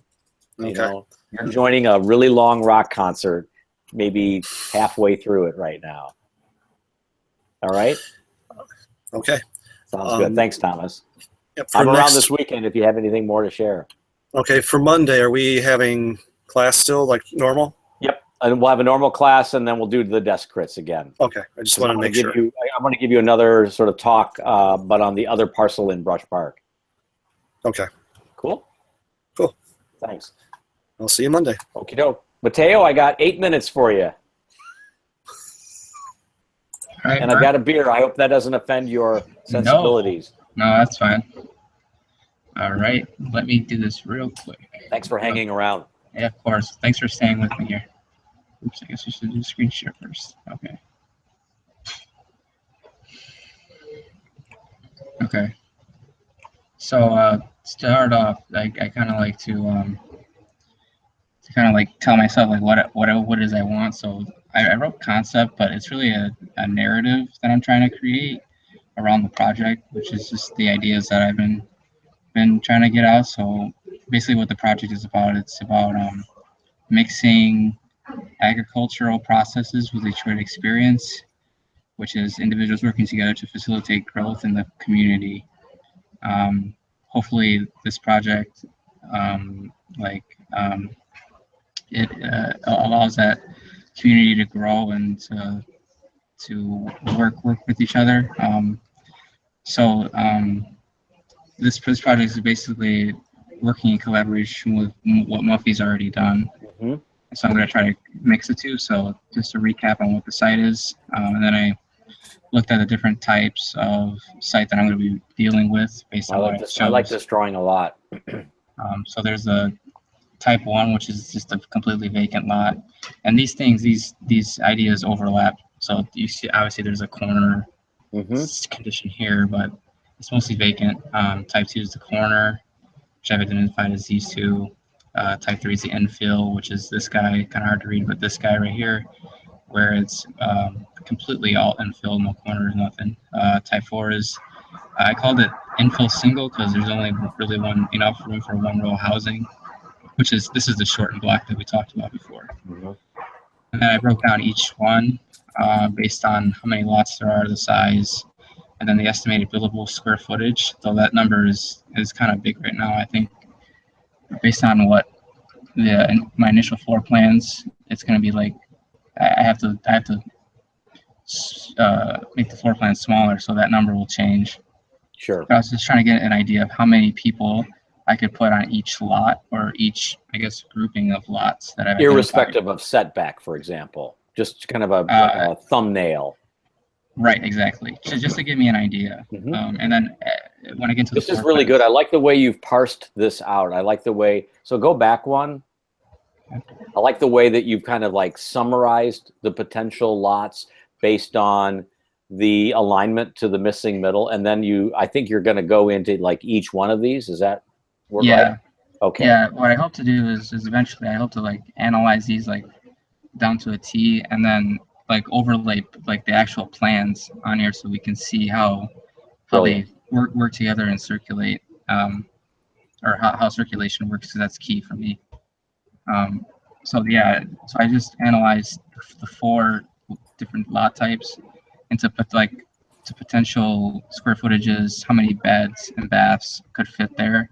But this is all very like rough right now. And it doesn't tabulate parking yet.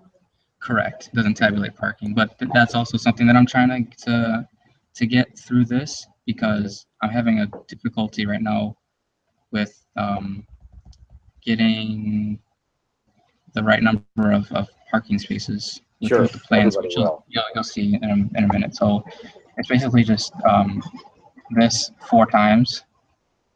And what I've kind of discovered is there are some places that I might not be able to put housing, which is fine with me, because there's other ideas that I have for potential development in those areas where there's not housing. Mhm. So I'm gonna research those things further and then try to come up with a better idea or plan of how housing and those developments could work together. Mhm. And that's especially on the corners, because I think there's kind of a what I envision is this like this turning wheel, or this sort of circulation of the site to other places. So like Brush runs strictly as one way north, and John R is one way south. Brush runs all the way through. John R runs almost all the way through down to By Eastern the Market. hospital. Mhm.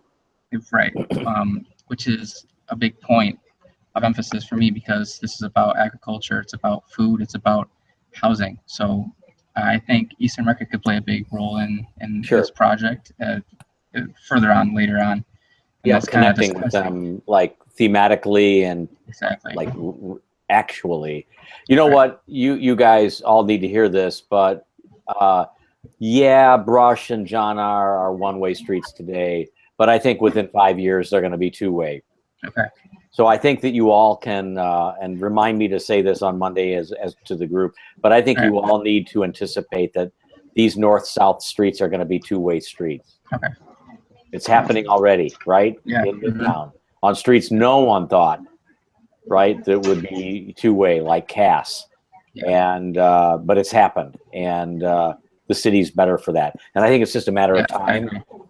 till it happens here. Okay. Well, that's another good thing, I guess, to consider for circulation. I guess that's another element of a lot of potential things. So Of course. the infill one is going to be kind of a bit of a wild card, because I'm not sure if I actually want to put houses on this lot, even though I've prepared potentially, An architectural response. Right. for buildable architecture. I actually consider this to be a link between the 2 blocks, Smith and Bethune. Right. So I'm actually thinking about making this all not pedestrian, but potentially some Community harvest. space. Yeah, community space, potentially some area for harvesting, and also for distributing and trading fruit and vegetables and food in general. Maybe then that lot shouldn't have those programmatic square footage and sort of Right. room types on it. Maybe it should talk about like, and this is just, I'm just spitballing here, Mateo, Yeah. but like the number of like pickup trucks Hmm. that could park there, right? Yep. You know what I mean? Or the number of picnic tables, like 8-foot long picnic tables, right? That Mhm. on sawhorses or saw doors on sawhorses that can become sales stands, Right. for instance. Exactly. Some Yeah. other metric. That's specific to the program. That's going to be Well, not specific to bedrooms and baths, right. Yeah. but more specific to this idea of connector and of like commerce right. Exactly. transaction. That was kind of an afterthought after I did this. I'm like, you know what? Now that I look at it, I think it could be this because it's just Sometimes like that's not how you figure things out. exactly. You back into them. And then these guys, I think, are I think I'm going to put houses here. Also, a connector between Muffy right here and the rest of the existing and proposed, the proposed structures. But I also see some potential for sort of the same program that is here. Yeah. As it gets closer to Muffy, I think it'll be important that Muffy kind of not intrudes, but has a presence in this area or the directly adjacent blocks. So this is the last slide, and I'm gonna have to get out of this and rotate it because this is weird. All right, so these are the updated floor plans. I've actually, much like the previous diagram, I realized there's so much wrong with it, and I hate it now. So, What does that mean? Because it's still like in Mateo's ideal world and doesn't have anything to do with the geometry of the site, or what? What is it? It has everything to do with circulation. The circulation is egregious right now, and I realized that basically, so here, I'll show you what I'm talking about. So the stairs to the studio are on this side, which is the stair. If this guy is parking, which I've not 2-car garage, but is now a 3-car garage. Thanks, Paul. If they want to go out of their car and get to their house or their a second-story studio apartment, they have to go outside around the front and then go through here and up the stairs. That's stupid. So I think I'm gonna flip the garage. The other thing is, and I'm still holding true to this. You might not like it, but I'm still holding true to the alley not being vehicle friendly. But it's not necessarily pedestrian. It is now, after looking at Serenbe, per your your counsel, I think what might be interesting is an area for shared crops behind the house. So I looked at the lots at Muffy's location. They're 55 by 55. I can't put that in the alleys and reasonably have enough room for the house and the back lawn and gardens and things like that. So I'm proposing that it be rectangular and a little bit smaller. Mm-hmm. And the goal for this is that the person on this side and this side of the crop take command of tending to this. And if not, of course, Muffy has plenty of volunteers that could come through here. But I think with the increased density also comes increased responsibility for the goals of the community. So anybody that lives here or down the street or whatever, they have to take interest in providing for the community, and also potentially if they have what's the word I want to use?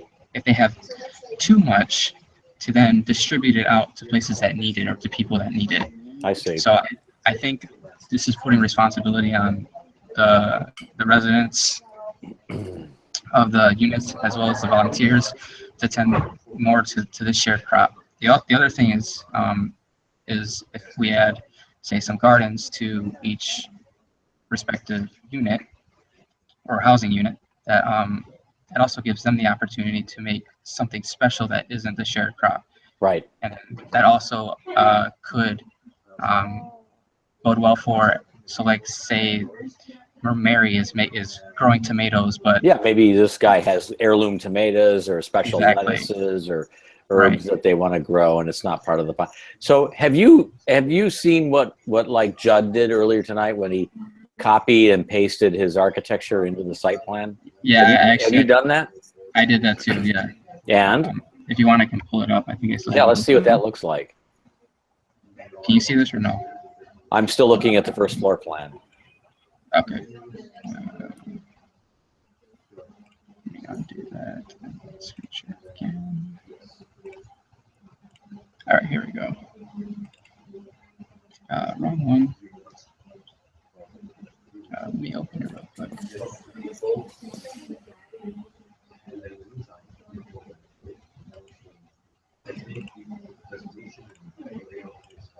All right, I think it should pop up. So initially I started out with like sticking to a single lot, which is typically 30 feet in this area. And then I decided, and that was strictly just to stay in touch with the current scale or the previous, I guess, ordinance at the time, or, you know, just to stick with the scale of the buildings that are there now. But I realized that I might have to take up 2 lots for one sort of like unit section.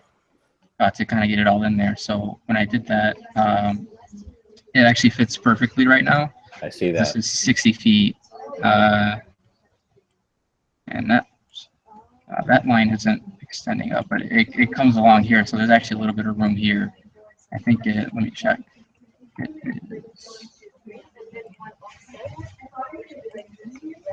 is 60 feet right now. Yeah, I see that. I think it's a little off center too. So, but right now it fits in 2 lots, which I guess is reasonable considering right now there would theoretically be at least 5 people living on these 2 lots, Mm-hmm. which if you look at it, it's like keeping the same density. So I have to figure out a way to make these skinnier or to put more people on a lot.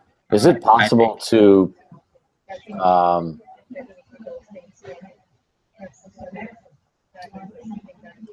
okay, is it possible to see where the cursor is right now, that lot? This lot? Yeah. Is it possible to make the curb cut into that lot, rotate the garage doors to the right Yep, I see what you're towards saying. John R., and also just park on that lot for all of those folks, create kind of a parking layout within that vertical strip? Yeah. And then maybe move the shared crop off of the alley and into the back of the car park. Okay, so like here then? Yeah, Okay. I'd like to see you get all the parking spaces in that area. I mean, you might even be able to do like angle parking Yeah. and then drive through the lot and then get out the alley. And then the at the bottom by the alley, and maybe even at the top where you've got the driveway right now, that can be like heirloom tomatoes. That can be like a garden for the homeowner, but that the community walking by, walking dogs, walking babies can enjoy and smell and see. So I'd like to see. So I'm not going to fight you on the fact that you're wrong about the garage facing the street, because I think that is a problem. I think you'll get your head chewed off for that. Okay. But That's fair. I think sacrificing the alley for crop is actually more problematic for me. Okay. And I think preserving the alley as a service and a circulation and a pedestrian experience is still something to keep in place. So my recommendation is to like juggle all of those things together to see if another solution can emerge. So that your concept is really going to be 3 lots. Yeah. Right? Mm-hmm. Okay. I don't know that solves your stairway problem. Maybe the stairway can actually move to the parking lot. Mm-hmm. Well, the other thing is, since you're bringing up basically putting the parking here, and then turning the garages facing that way, which is a great idea. What happens then is, I don't need this. Well, Yeah, I would need this stair here. So actually, this stair would need to stay. Yeah, but that could be the This- stair to the upstairs, Exactly. and that could be Yeah. then the front door node for that Right. for that building. Yeah, and then just mirror it on this side, so you have That's the same right. thing. That's right. That's right. But then on this side, it still stays. This still stays as the. You said it was the. I think it's worth looking at. Okay. I think that could work. I mean, the good thing about that is also is that totally frees up the front yard, the front Right. lawn, Right. and that also frees up the back lawn. That's right. completely. So I could And the front probably, lawn, I think not having impervious surface there on the front is really important. not having impervious. No, having having- lawn and pervious surface there is really important. Not Oh, I not see. having a driveway there is important. Okay. That was Yeah. that was the bane of my existence in that proposal. Okay. The garage doors and the pavement facing the front. Yeah.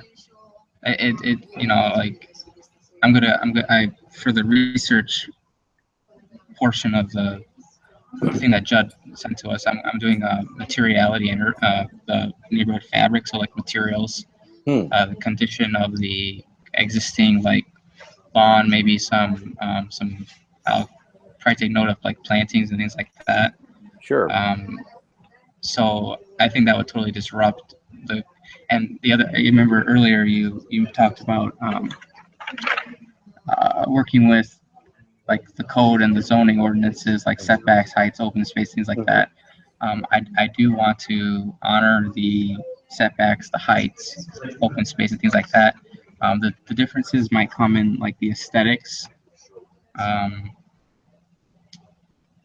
or as well as like again like how the site functions. That's going to be a lot different. Sure. But I obviously the setbacks and things like that I want to stay true to. Sure. So I really want this project to not stand out in the neighborhood. I want it to enhance, but to blend in. That's a terrific goal. Yeah, I really love the area, like the existing houses. Even Very though they're nice. really beat up, I really do believe they have a lot of potential. If someone had the That's good capital. to hear. I appreciate that. I see a lot of potential there as well, and I've never seen any neighborhood like that. It was one of the first neighborhoods that I had the chance to work with when I arrived at Hamilton Anderson, and I was really struck by their gumption as a community, by the people that came to the meetings, and they were diverse, they were spirited, and they were vocal. And then there's this whole Michigan Urban Farming Initiative overlay that's happening there, which is wildly controversial. And then there's the M1 rail, which came in just as I arrived at Hamilton Anderson. I mean, it wasn't maybe 6 months in, and they had selected a design for the station, and it's built, it's done. I mean, wow, what a difference a couple of years makes. So I see this area, I saw this area then as potentially transforming, but now I see it as happening. And I think the things that we're doing here and the things that you guys are thinking of doing are transformative. And I think that's really the power of, a studio like this, is getting you to think about what could happen there. Yep, I agree. You could find yourself buying one of these lots. I honestly, I would love to, really. I really would. Either You're here, making the big bucks now at Newman Smith. right. Think about that. I just got my own desk a few weeks ago, so that's good. Fantastic. Who are you sitting next to? I'm actually sitting in an area where there's like one other person, because we actually lost a bunch of people. They moved on. So Why did they lose people? one person's internship ended and Okay. they didn't stay on. They moved to Depop. One other person went somewhere else. They were interiors though. I see. The other person was an intern who went to Krieger Klatt in Royal Oak. in Royal Oak. Yeah, because he had just moved from Ann Arbor to Royal Oak, so he's like, I want to walk to work, so he moved. And then other people in the office left elsewhere, and then they moved people that were in that section to those other places. So one person left to start his own firm, and another person left to work. I forget the name of the place. So who works yeah, downtown in the Detroit office? Dan Schneider, Jim Cummings, Ashley I work with Dickerson. Dan. Oh, you work with Dan Schneider? Yeah, when we were at Soroki together. Okay. And then Yeah. Michael's down there, Michael Kirk. Yeah, Mike Kirk. Yep, super nice guy. Hmm. Um, He's deaf like I am. I would never guess though. Yeah, well, we are. Um, And then does who else works down there? that's all that I know. I've only met. I know there's like 6. I want to say that work down there. Have you met What? Kelly Herman yet? Oh yeah. She works in marketing. Right. Tell her I said hi. Okay, I will. Actually, I just like I normally don't see her because she's like glued in at her desk. Like she rarely gets up. Rarely. She should be out playing golf for your company. Is she good? She's an amazing golfer. Wow. Yeah. She's That's better impressive. than Bert Kosek.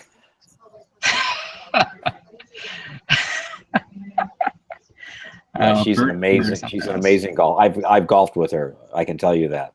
Wow. Tell her I said hi. I will absolutely do that. I can do that tomorrow for you. Please do. What else do you want to talk about? I